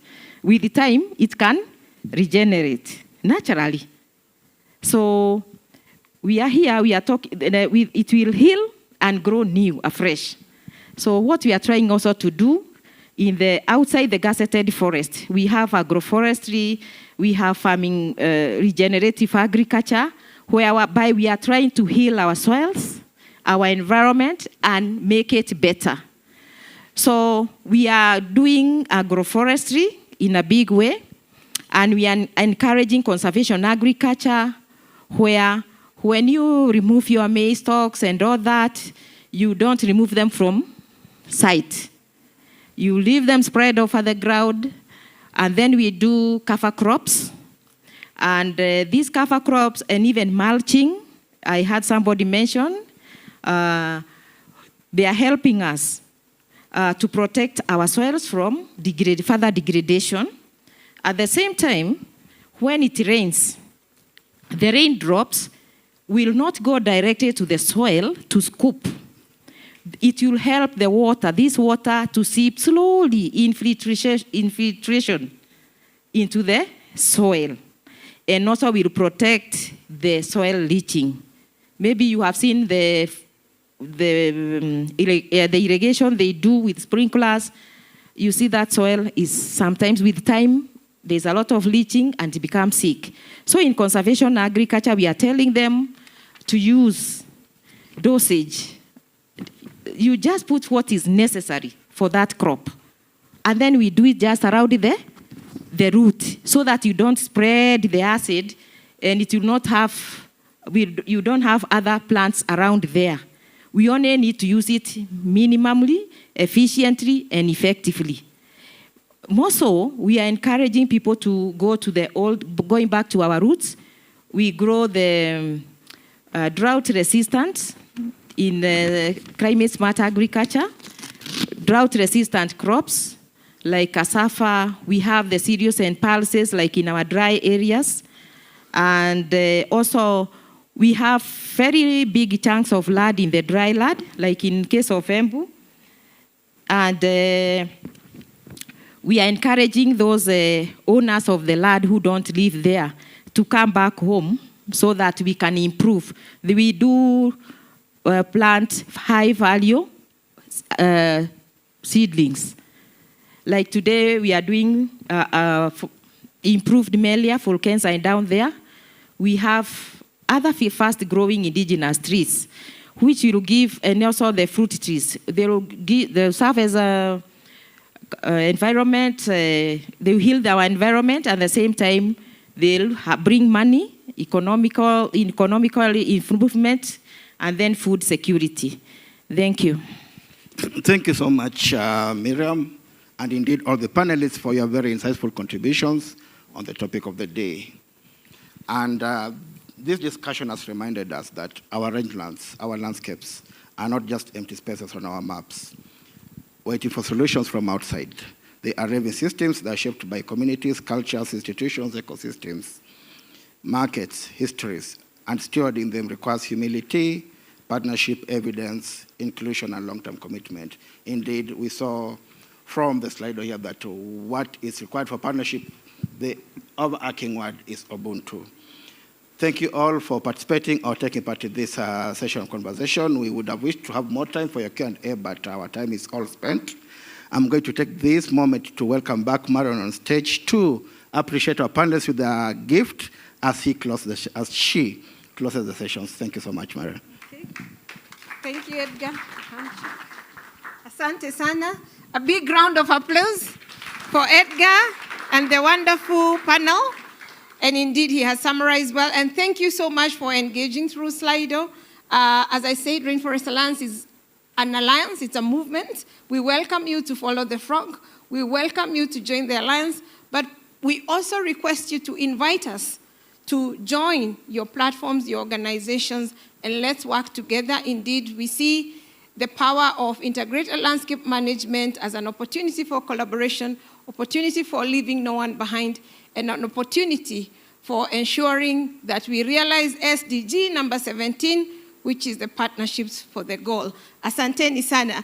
And I would like to wrap up this session by sharing some frogs with the panelists to take home. So we are walking the talk, and maybe somebody can help Diana in the interest of time. We are now eating into your break time. Thank you for your patience.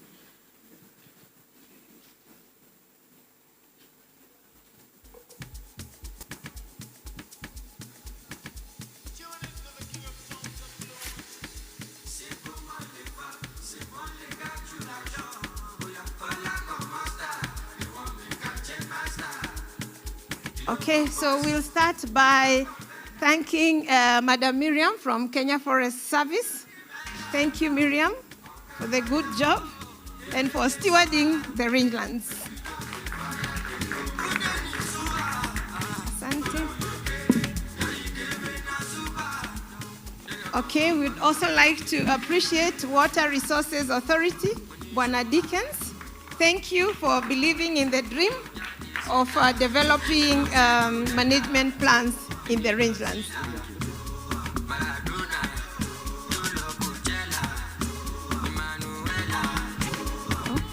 For Charis, University of Manchester, thank you for the research, for the data, for the evidence. Indeed, we need to leverage that to move forward. Asante.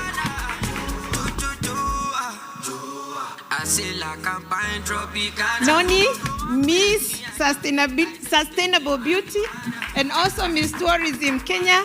Asante sana, and thank you for, living the dream of your grandmother and for walking the talk. The future is bright. Thank you.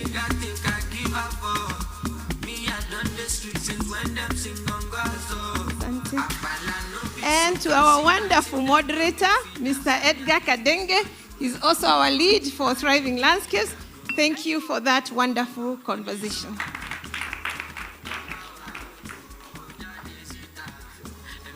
And as usual, RA style, we always give back to the audience. How many more do we have there, Diana? So I will ask a question. Ivy presented a wonderful, wonderful presentation, and there was a call to action. Who remembers what our call to action is? We are sharing some frogs, and there are goodies inside, so quite several of them in. Who remembers? Yes? To deepen our partnerships? That is one, so we will give her something from the bag. We are distributing and sharing. Thank you very much. You have an umbrella, it's still rainy season. Who else recalls our call to action? Yes? Is that the case, Ivy? No, Ivy says no, that's not the case. Call to action? She said that youths want to be involved, but you have to make it fun. Oh, perfect, yes. We have to make it fun. And then there is another hand. No, Violet, you were our panelist yesterday. Okay, we are sharing. They are not enough, and we want to, she has to respond. In order for you to earn, you earn this, yeah? Okay, so there was a gentleman behind you. And okay. Strengthening CFS in the area, community forest associations. So that is one of the key things that you guys do. Call to action, Ivy? She says no, but it was part of the conversation today. So I'm going to give you the bag and the content inside. So we are distributing the goodies. Okay, so who can give us a takeaway from the panel discussion? And you can choose from any of the message a panelist shared. Yes. From that sustainable beauty. Yeah, she said, we are the youth. We have to make our way into this journey. We don't have to wait for the resources to find us, but we have to fetch them. Yeah. Okay, perfect. Asante sana. And then I will take from that row any comment? Any comment from the panelists? Takeaway? Something we can remember? There was a hand. Okay, I will give you a chance. Your hand was up. Follow the frog. Thank you. And you earn yourself. Okay, so Dida is helping me, and okay, there you go. You earn yourself a notebook. And it goes with a pen. All right, so thank you very much. We are here, and we shall continue sharing. I'm retaining some of this. We can engage further because we are eating into your break right now, and there's another session coming up. Asanteni sana. City found nowhere else on the continent, while remaining among the most policy-neglected landscape in Africa development planning. And in this case, Harding's strategy of the common gives us the wrong map. Pastoral communities across the Sahel, the Horn of Africa, East Africa, have built sophisticated adaptive governance systems for managing mobile resources across variable arid landscapes. But these systems, they function where they are allowed to function. The problem, the failure, lies elsewhere in fragmented institutions that cut mobility corridors, in tenure regimes that recognize individual and state claims but not communal ones, and in cross-border frameworks that are too weak to govern transboundary air and transboundary conflict. The governance failure is structural. It's a mismatch between the logic of the landscape and the logic of the institution imposed on it. So, what realignment would look like?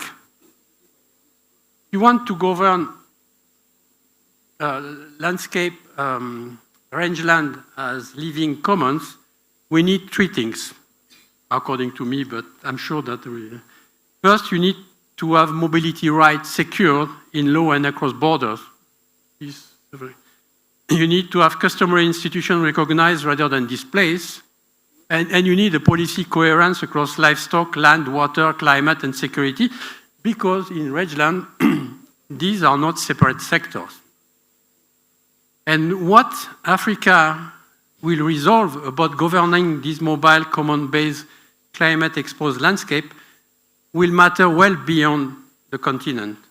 An Africa-authored governance vision for rangeland and pastoralists is, or would be, Africa's legitimate contribution to a governance challenge covering roughly half of the Earth's land surface.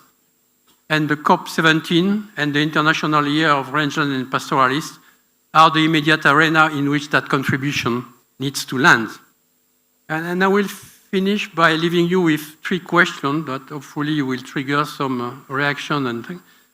First one is, if governance failure is driving degradation rather than communities, what would it take to shift accountability to where actually it belongs? The second question is, what does a genuinely Africa-authored governance vision for rangeland look like? And who needs to be in the room to build it?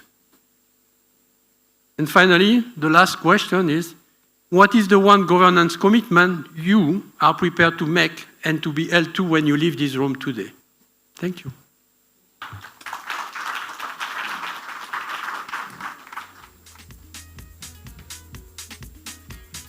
Thank you, Robert.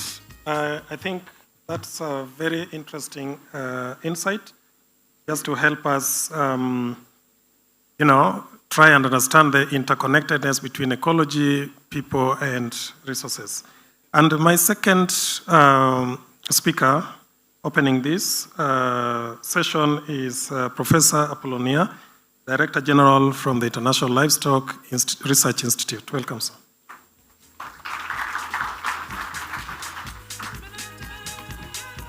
Good afternoon, everybody.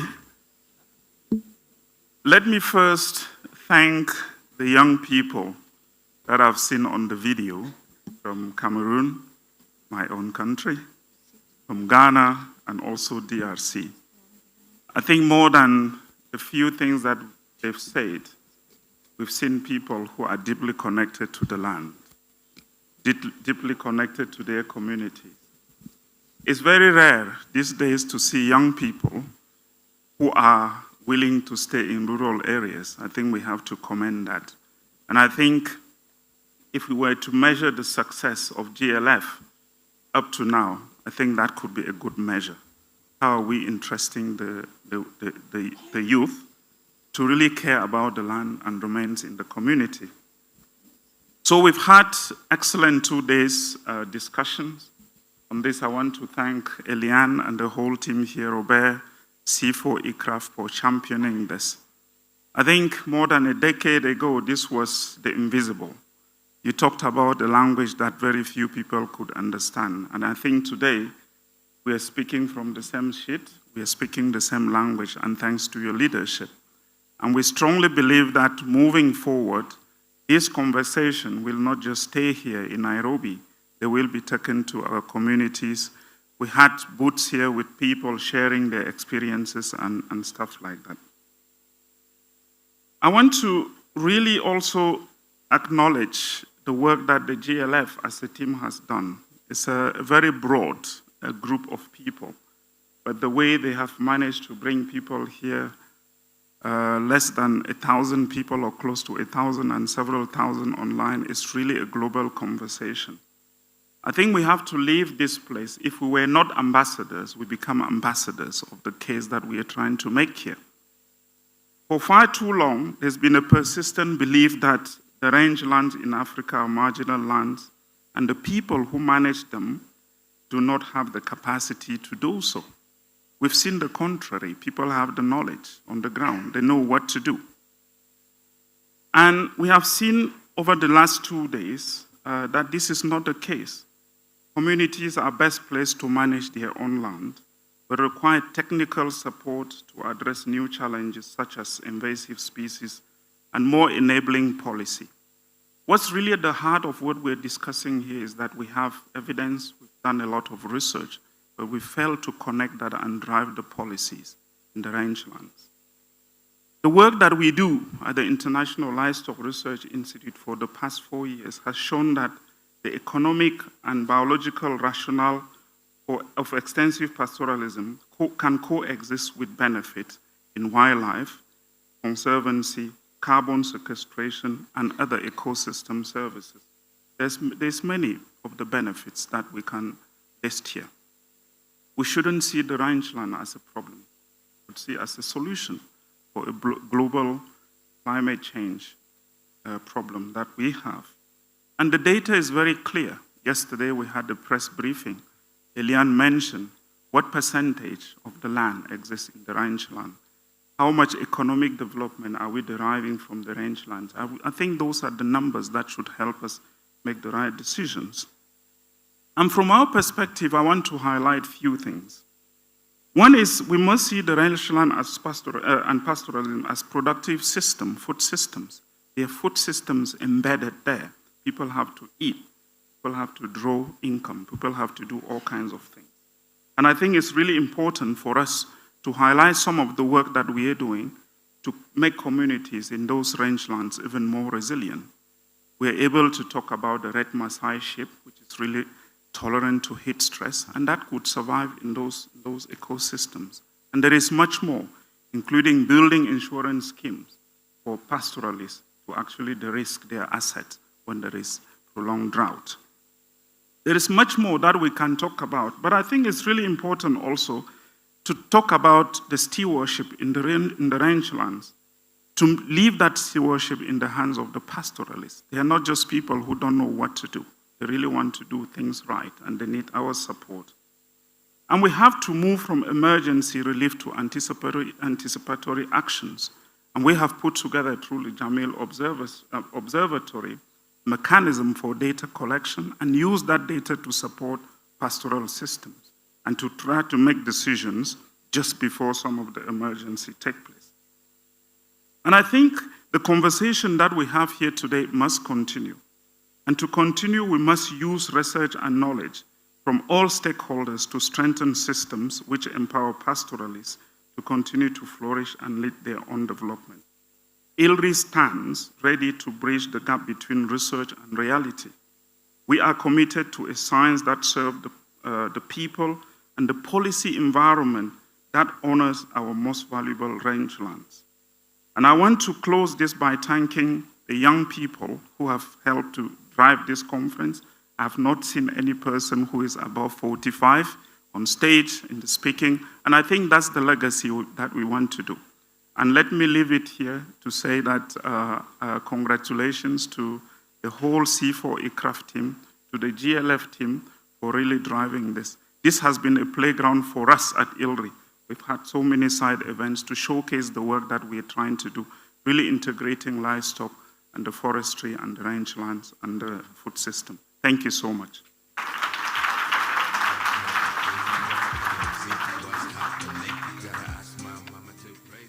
Thank you, Professor. I think you give us very critical insights that we need to recognize that science is not an answer to itself, but science needs to be actionable. And you also remind us that rangelands are critical resources that needs to be protected, that needs to be guided. And having said that, I think the problem has been named, and it has also been interrogated. But still we have questions that we still need to think through. And the big question today is, what does governance actually, the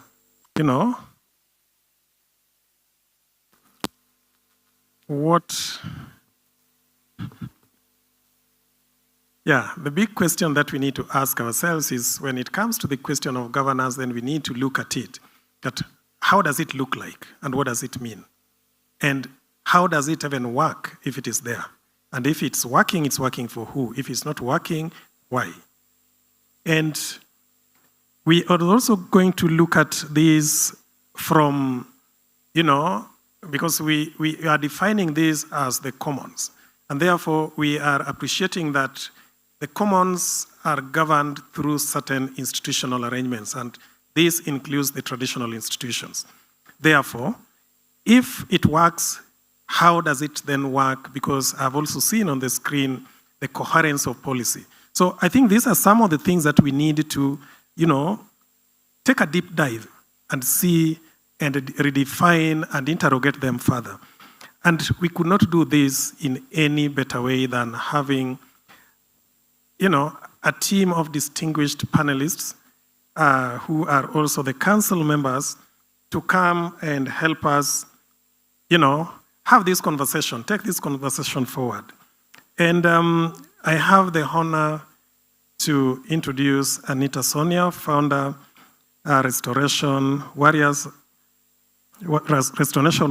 Africa and the Sonia Foundation.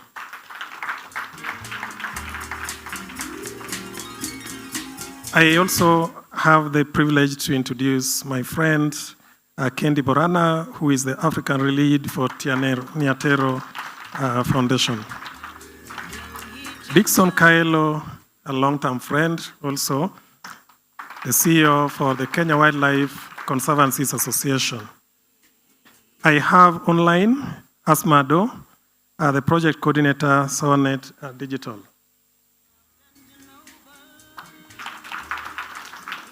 And lastly, I also have the honor to invite on stage Dr. Dereje Wakja, Director, ICPALT.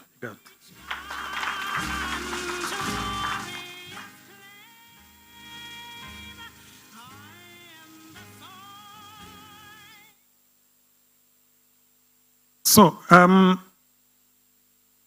we are going to have an opportunity to start this conversation by basically check if there is anything that is so unique. When you are boarding a plane, you are normally asked, there is always a checklist. If you have anything, you declare. But this one is a positive one. So the panelists might have, maybe they could be having a photo, they could be having, something that is unique that, explains what they want to say and who they are having this towards. But generally, if that is not the case, I would simply have the first round of question for these panelists to just, share with us what does this council need to hear from where you stand. And this is a question that I'm asking across. And probably in the order in which we were invited, I would ask Sonia to give us her first reflections.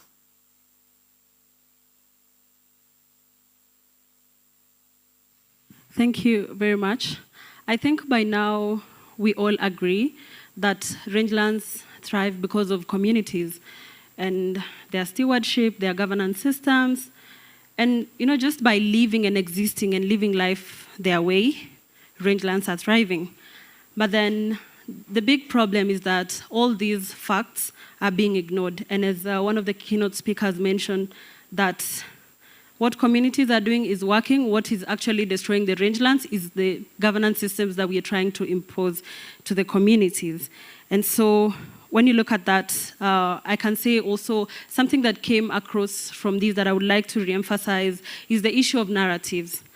As a young digital, content creator and storyteller, having seen the kind of content that comes from rangelands, and when I say these, I'm not just talking about the climate change stories or the water shortage stories and all that. I'm talking about even the lifestyle stories that are created from outside.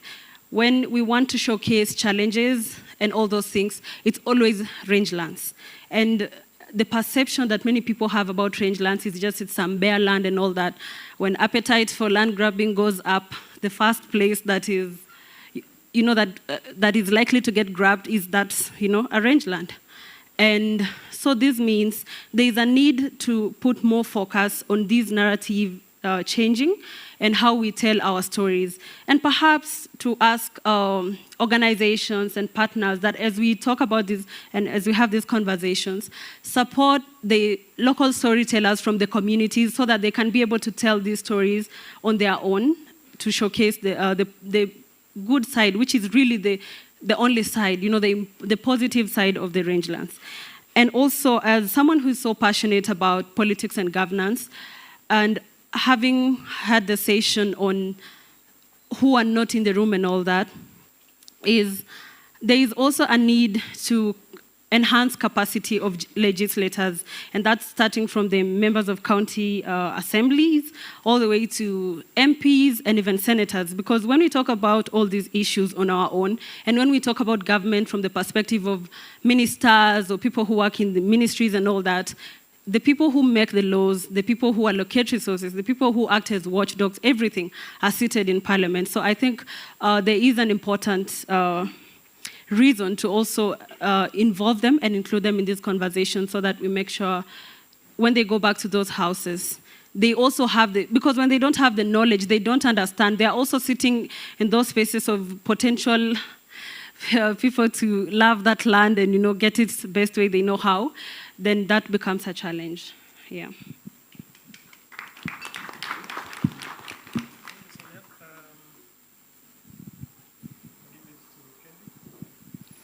Thanks, Ken, and good evening, everybody. I am very happy to sit in this panel with colleagues here and to think through these questions around pastoralism, what works, what's being ignored, what needs to change. We've had quite a bit since yesterday, the discussions yesterday, lots of interesting insights coming from the different participants in this conference. So we've had pastoralism in Africa, according to archaeological evidence, for the last 8,000 years in Africa. So that's an 8,000-year knowledge system. In East Africa, it's 4,500. 4,500 years of a knowledge system. And we've had many people say that nearly 50% of this continent's landmass is covered by rangelands and is occupied by pastoralists. And we've also had, since day one here, of the negative long list of attitudes that have been attributed to pastoralism and rangelands for a very long time, since the colonial period. And just to recap some of them is that pastoralism is backwards, it's archaic, it's a dying system, it needs to change, these people need to settle down, it doesn't make sense, it doesn't make economic sense, etc., etc. And I would argue that those attitudes have calcified in the post-colonial moment. Those attitudes have really not changed within the broader realm of society. And in the same person that you find the most negative attitudes about pastoralism, that person also loves meat so much. So it's like two contradicting ideas occupied in one person. And I've seen that quite a lot in the areas that we work. So we've also had quite a lot about loss of land for pastoralism. For example, to create protected areas. Some of the most high-profile conservation areas that we have on this continent are carved out of rangelands, of pastoralist lands. So pastoralist land has been shrinking and shrinking, whether it's through conservation, agriculture, other large-scale land acquisitions. But then we turn around and blame pastoralists and say that you guys are degrading the rangelands. And now the rangelands are a problem that we need to solve, all of us. Despite all of this background that I have given here, pastoralism has survived somehow and continues to survive on this continent, which to me then positions it as one of the most sophisticated examples of African indigenous environmental thought as a knowledge and philosophical system. I've had it be described as a food system, as a livelihood system, as a land governance system, but not as a philosophical system. It's a knowledge system that is anchored in the different types of rangelands that we have on this continent. And it's also, to me, one of the best examples of a sustained resistance to colonialism. Because since the colonialist period, we've been told that pastoralism needs to change. But somehow, pastoralism keeps evolving and changing and remaining true to the different landscapes that pastoralists occupy. What is being ignored, Ken, I'm looking at you, is that the knowledge system and the governance system that is tied to pastoralism and rangelands is often seen as culture. So when we're thinking that we need governance of landscapes, the knowledge systems that are tied to those landscapes are seen, oh, that's culture. We need another governance system. So we bring another governance system, which then sort of buries what is already existing in the landscape. What needs to change is we need to secure the base. And to me, the base is the land, is the rangelands. Securing the base and the way we are understanding it at Niatero is going beyond securing land rights or getting the title to land. You can have the title to land, but that land can still be infiltrated by interests that want whatever it is that is on community land or rangelands or customary land. We need to have a more sophisticated understanding of land as more fluid to bring in this aspect of mobility, which has been spoken about extensively during this conference. And in the field of conservation, Ken, I'm wrapping up, is that we hear a lot about wildlife corridors.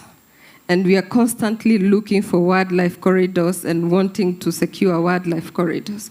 What about livestock corridors? Migration, mobility. We celebrate migration of wildlife. In East Africa here, we have one of the most celebrated migrations of wildlife across the Mara Serengeti ecosystem at the Kenya-Tanzania border, where you have millions of ungulates moving across the two countries in search of water and grazing land. When we see pastoralists moving, it becomes a problem. But the two are all mobility. So why do we celebrate one and not celebrate the other?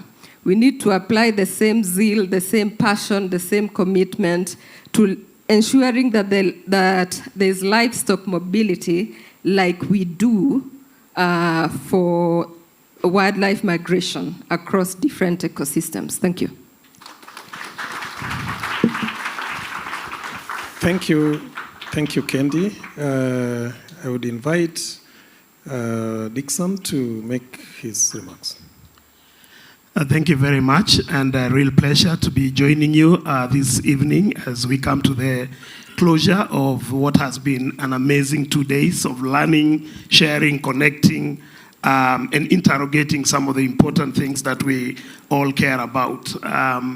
I just want to begin from where one of the panelists in the first session, Dr. Susan Gardner, talked about pastoralism and conservation being seen as trade-offs, and in that case, mutually exclusive. And just reckoning to the point that my colleague has just made, that perceptions that pastoralism and conservation needs to be separate, mutually exclusive discourse, is one of the things that I've heard severally, and one that I think we need to interrogate a little bit more.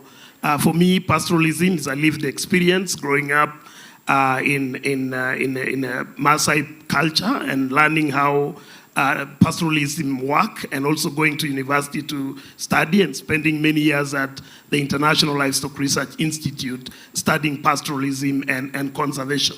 And one of the data sets that is quite clear is that well-governed, managed livestock, mixed livestock wildlife systems are much better than and more resilient than wildlife-only, livestock-only systems. And actually the culture and the narrative around conservation in a pastoralist setting is such that pastoralists first begin by conserving nature, then building their lives around that. And I think this is what we need to get back to. Pastoralism mobility and how it's governed is not a free-for-all. It's negotiated, it's about access, it's about councils and community members organizing themselves around which areas of the land to use, which one to reserve. And so pastoralism should not be seen as a free-for-all, no rules tragedy of the commons. We know that there are a lot of rules and traditions that govern it. And so I think for me, part of this conference today is how do we think about pastoralism as livable, productive systems, and how can we bring the potential from plants and butterflies and birds and all these that share the land with wildlife and also with pastoralism to work together. And we know that when pastoralism from a livestock perspective and also from a nature conservation perspective is brought together, pastoralists have better livelihoods, considering they also want to go to school, they want education, they want to go to hospital, they want better housing, and so diversification of their livelihood has to be a major key feature of our discussion. Thank you, Dixon. We are, as we move to the next two last speakers, there is also the opportunity for us to, put in some comments. There will be a QR code which is going to be displayed. So if you have some comments or questions, you can also put them there. Now, I would want to invite Asma, who is online, to also give us some thoughts. Okay. Thank you. Good afternoon, everyone. I hope I'm audible enough. I'm currently representing Somali pastoral women and Asawanet, an organization that consists of 20 women-led organization. And it is such a privilege because we, as the Somali pastoralists, and also as well as working for the communities, especially for women, we can understand what has been on the ground, what is lacking for them, and what they actually need from us. And it's also such a privilege that GLF invited us, the Somali pastoralists on the ground, so that their voices can also be heard. So we understand that, governance has never been absent in the Somali communities, especially the Somali pastoral women. It has always existed, whether it is through seasonal, where elders such as women or herders will sit down together to decide when to move, where to graze, and how to share water. You understand? So indigenous women have played a central role in these decisions.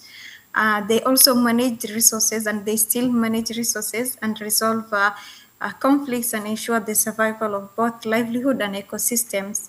We have also noticed practically the Somali pastoral women have sustained our rangeland for generations, but that yet it's not documented at the moment. We understand that when indigenous women lead and influence governance, the land is protected, communities are resilient, and resources are shared in ways that ensure no one is left behind. But this reality is over. We understand that women, they are not in the formal sector of the governance.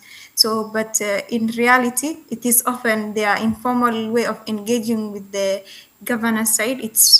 ignored. It's often ignored, and policies are designed far from the rangelands. So boundaries are also drawn without consultations, and mobility corridors that pastoralists depend on are blocked or privatized.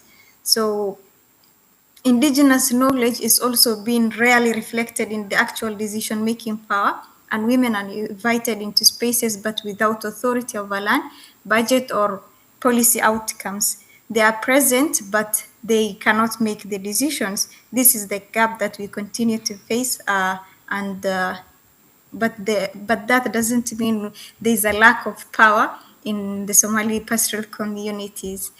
On the last point that I'll be touching on will be indigenous governance system must be recognized and legalized, not replaced.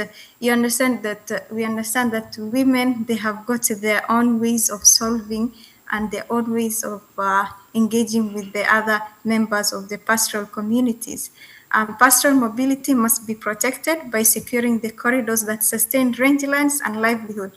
Indigenous women must have real authority embedded in governance structure at all level, whether it is at the local, national, and globally, not as participants, but as decision makers. And most importantly, communities, specifically pastoral women communities, must be engaged before decisions are made and not after policies are already designed. Thank you. Over to you.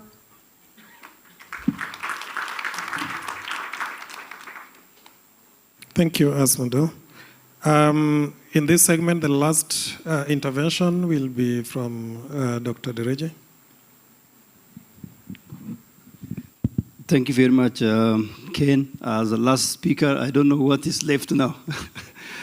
Let me start from appreciating JLF and institutions that came together under this and give us this two-day opportunity to reflect truly. I gather around a lot of ideas, a lot of initiatives, a lot of also anger. I hope this will change into something as we go to International Year of Livestock and Pastoralism and Rangeland. What I want to say is pastoralism is recognized in Africa at highest level politically, whether we like it or not. The Africa Union policy framework for pastoralism, our leaders have recognized at that level. And then we come to the IGAD region, we even established Center for Pastoral Areas and Livestock Development. 10 years or so, we have worked over years, including ECOWAS, Transhumance Protocol, that also recognize mobility. What is not then happening? What is not then happening? What is not then happening, and we will pick lesson from here and maybe also critically think what we will recommend at International Year of Rangeland and Pastoralism is we need to go beyond with indicators, with accountability mechanism. Why I am saying in most of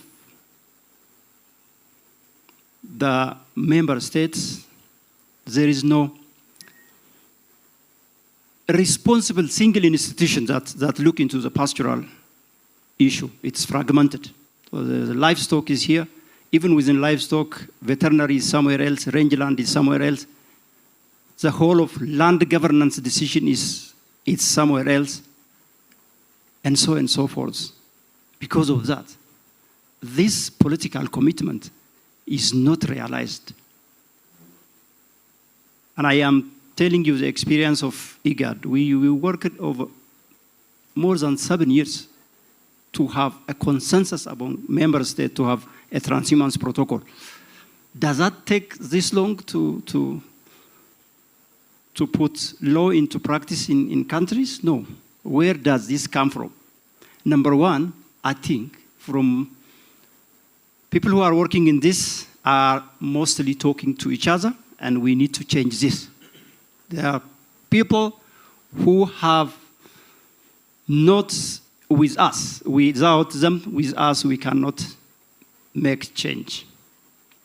If we are going to Mongolia without institutions that are making decisions on land, come together and listen what is happening, we will not move. We can go with Ministry of Environment, and again, we will have the same problem. So the core of this is governance, of group governance or common resource governance.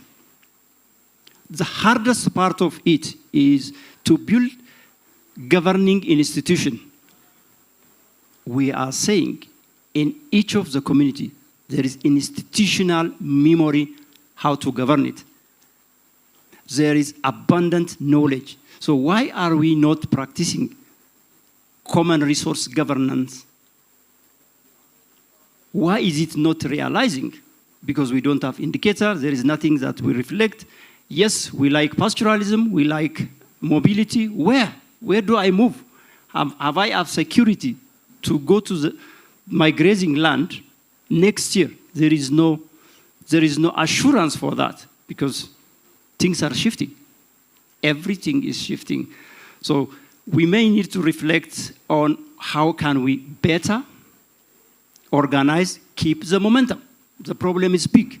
I am telling you, we are talking to each other. To ourselves, we need to talk to the people so that this problem of 50% of the land we have cannot be left out. Both our gray and green land is our land and our home. And we need to support it. Thank you. Thank you. Thank you, Dereje. We have listened to ourselves, to each other. And probably we've also reflected as panelists. Because when one expert is speaking, probably another expert is, trying to internalize. And therefore, it's a time to, cross-pollinate. What is it that is really outstanding for you from your co-speaker that you really want to, highlight? Or what question, was going around your head as somebody else was speaking? In any order.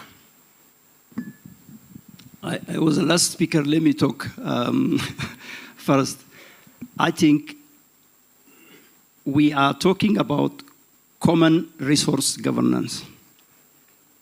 I think I want to emphasize two things. And this task is complex. Let's accept this one. It's not also easy. That's why it is not moving. It needs skill that we don't have. You need to facilitate social discussion, social boundary, and physical boundary. You need to discuss. It's a nested resource use. Who are other users, stakeholder analysis. You need to have a skill of conflict resolution. So prepare. The task ahead, even if we get a green light, is tough and long and reiterative. That's number one. Because if it was simple, we could have moved very far. Number two is let's anchor on public entity. Let the public entity lead the process.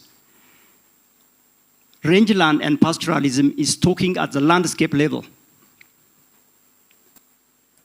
With the small resource we have, we will not achieve that. We need a public leadership, public investment, public vision, so that we will not also be contributing as noisemaker. Because, we have driven this system into at critical stage. Whatever you say, the key ecosystem has been taken out in this process. We left with few, and we have to rush with time And that needs talking at the landscape level and with a public leadership. And that means building organization, forcing government to have an anchor organization that leads this process. Thanks. Thank you. Candy, you up? Yeah.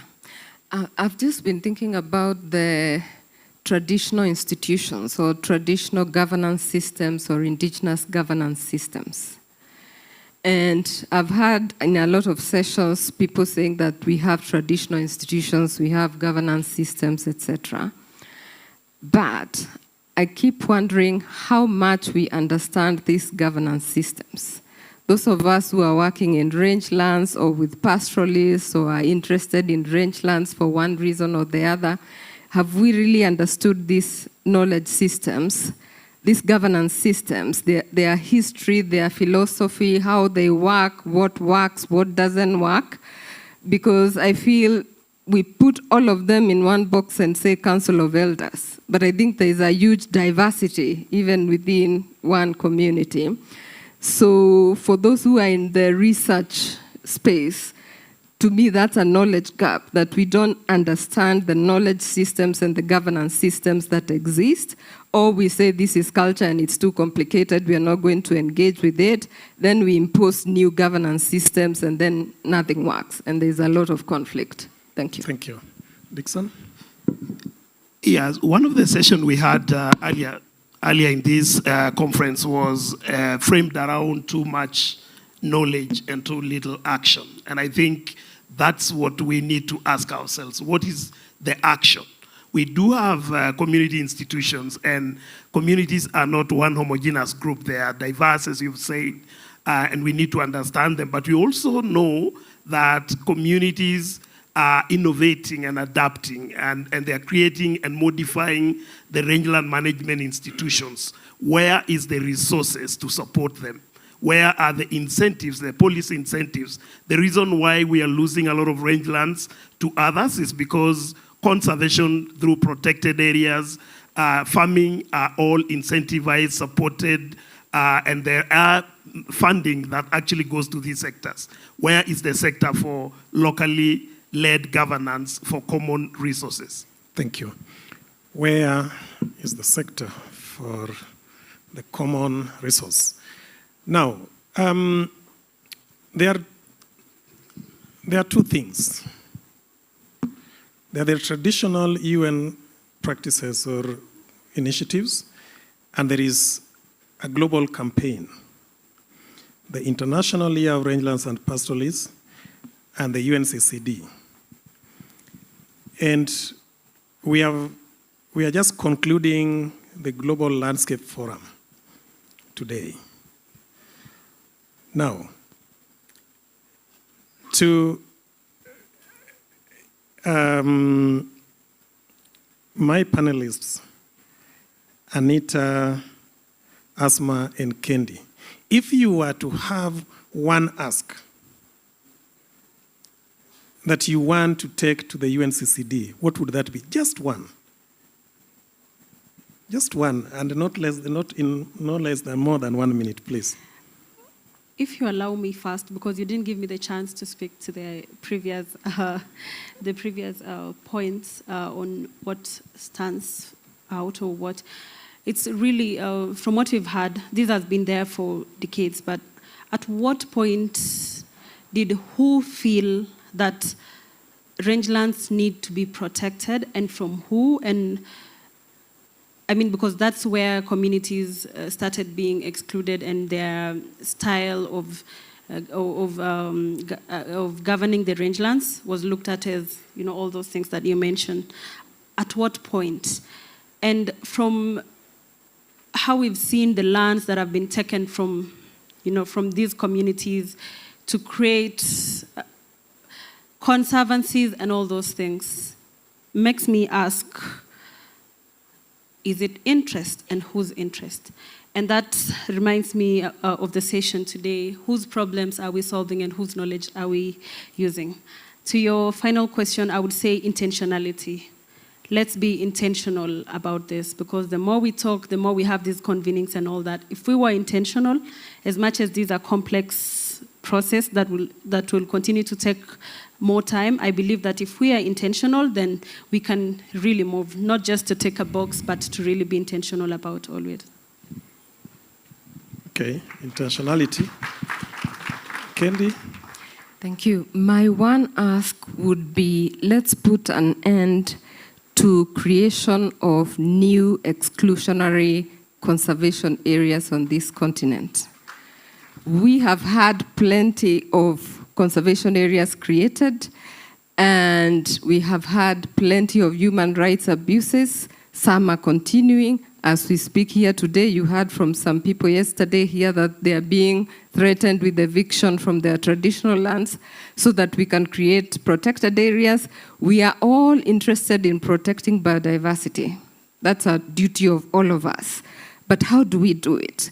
Can we do it in a way that doesn't make some people feel like they don't matter and that wildlife matters more than them?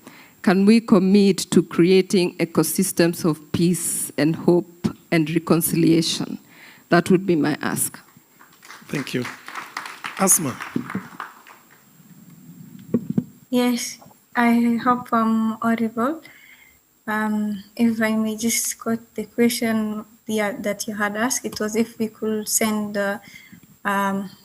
one demand or one request into the COP17 or IYFP, I think. So from our perspective now, if I speak on behalf of the Somali pastoralists, it will be moving beyond recognizing the indigenous women, whereby by legally guaranteeing their decision-making power over rangeland, not simply on consultation or participation, but authority level. Where in this I mean by securing women's land and resource rights in law, and also directing climate and rangeland financing into structures led by indigenous women themselves. This is because without shifting power, recognition changes will be nothing. And I believe that without indigenous women at the center of governance, we cannot achieve resilient rangelands or climate justice.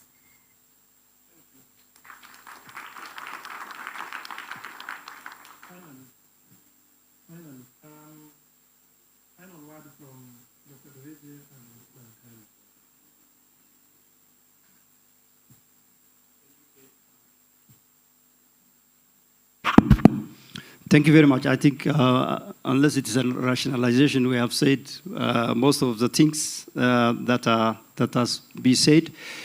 The key message is we are in urgency of action. We are rapidly losing the knowledge base that is existing within the production system. We are rapidly losing the institutions, the governance systems. A system is resilient to the extent we are rapidly using the diverse landscape. It's time to come together, act, and save. Otherwise, some of the knowledge, some of the institutional memories could easily be gone altogether. Thanks. Mine will be just to perhaps repeat what has been said severally in this conference, shifting from short-term intervention to long-term investment. Thank you very much. I want to thank the panelists, and I would request that we leave the stage. And can I take the opportunity to welcome Mr. Kipto? Thank you very much.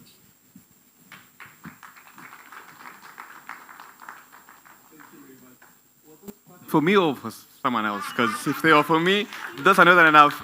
Please clap better for me, because I think you encourage me. Okay, thank you very much. And thank you so much, Ken, and the amazing panelists for taking us through that very important and final session for the day. And yeah, so that was our final panel discussion for this amazing 2 days that we've had. And we've really explored a lot of ideas yesterday and today. And there are a lot of assumptions that have been challenged. There were a lot of myths that were shared yesterday that, we demystified. And also, we've imagined very new possibilities. And from just the session that we had, we were talking about investments in rangelands. Like, do we want to invest in rangelands because we need the money, or do we need to invest in them because it is the needful thing that, that is needed to be done? And so if there's one thing that really we are taking home from these 2 days is that this is a very continuing movement that we're building, a movement of ourselves as the people, and also a movement of ideas that we are continuing to co-create, and also a movement of actions that were coming up and also coming together to shape a more resilient, inclusive, and also thriving landscapes. And so that movement, even as we leave this room today, continues to live through all of us.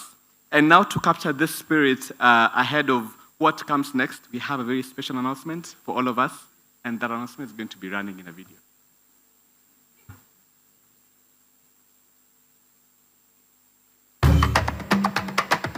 Young people around the world are already in the front lines of landscape stewardship, and yet they rarely receive the support they need.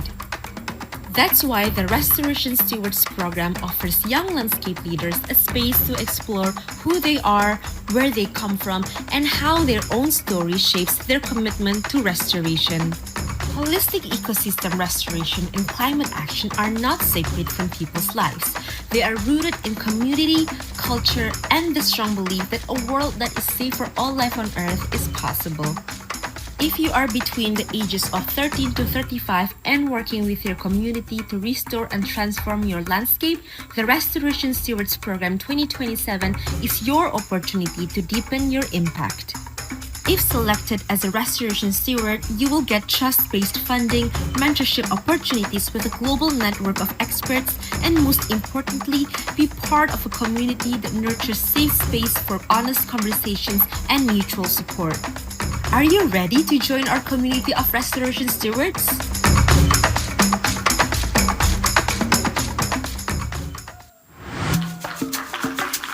Across the world, people rooted in their landscapes are taking the lead, self-organizing to restore ecosystems while healing the social fabric that connects people to land, to each other, and to what comes next. Through determination, they are nurturing fertile ground for people and nature to thrive together. On their own, but when connected, they become a living network of shared learning, solidarity, and mutual support across territories and cultures. If you're a part of a locally led organization working towards sustainable landscapes, the GLFX Chapter Network Space is a space to deepen your agency, transform narratives and realities, and grow your impact from the ground up. Join a community of chapters driving action across Africa, Asia Pacific, Latin America, and the Caribbean, from leading public dialogues to championing agroforestry, ecopreneurship, environmental education, and more ways forward. By joining GLFX as a chapter, your organization will access strategic partnerships, tailored learning programs, funding opportunities, and a global network to foster collaborative restoration and conservation efforts. Apply now and join the GLFX network.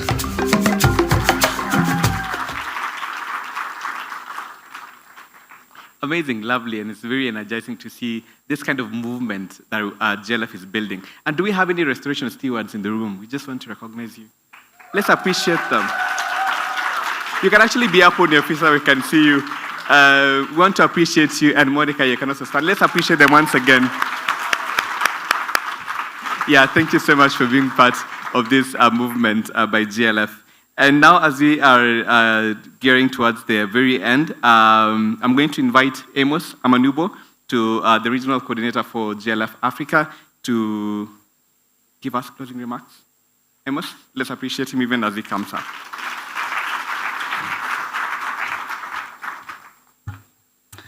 Thank you so much. I love the energy in the room. As we come towards the end, one would think that energy starts to fade out, but it feels like it's just the beginning of the conference, and that's very good. We're coming to the end of these 2 days, 2 incredible days together in this space. And lots of contacts made.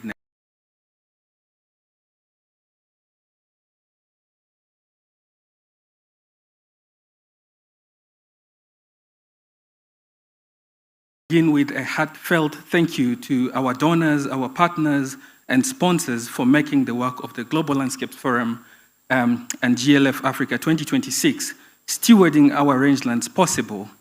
And thank you to the International Year of Rangelands and Pastoralists and its partners, about an organization member of 450 member organizations, the government of Germany and the Federal Ministry of Economic Cooperation and Development, the IKEA Foundation, the government of Luxembourg, the Food Systems, Land Use and Restoration Impact Program, FOLUR, the Global Environmental Facility, the World Bank, Rainforest Alliance, World Hunger Hilfe, African Wildlife Foundation, the Kenyan Wildlife Conservancy Association, the IRIS Project, the Robert Bosch Foundation, Safaricom, Kenneth, and thank you to our 133 event partner organizations who have been in this space, and all session hosts as well, who made the knowledge sharing possible.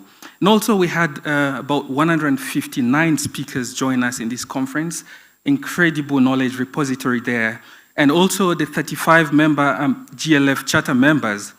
And I would like to thank the GLF Africa Knowledge Committee that was at the, doing the work in terms of conceptualizing the conference, our valued media partners, the GLF social media ambassadors who have been helping make this conference go viral, and also the 807 participants who joined us here in Nairobi over the past 2 days. And the Waridi team who has been supporting us with organizing the event, and the entire GLF team on the ground. Please, would you please stand up? Can we recognize you? The GLF team, please. Thank you. Can we have...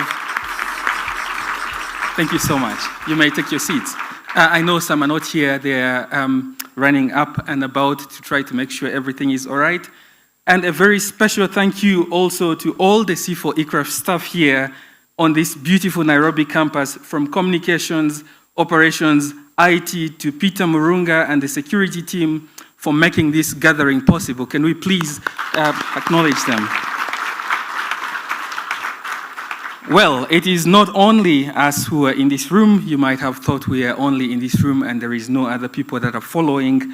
But also we've had about 5,590 online participants from across 135 countries across the world. Can we please show solidarity with them? And the number of interactions online is already over 1 million, such an incredible number.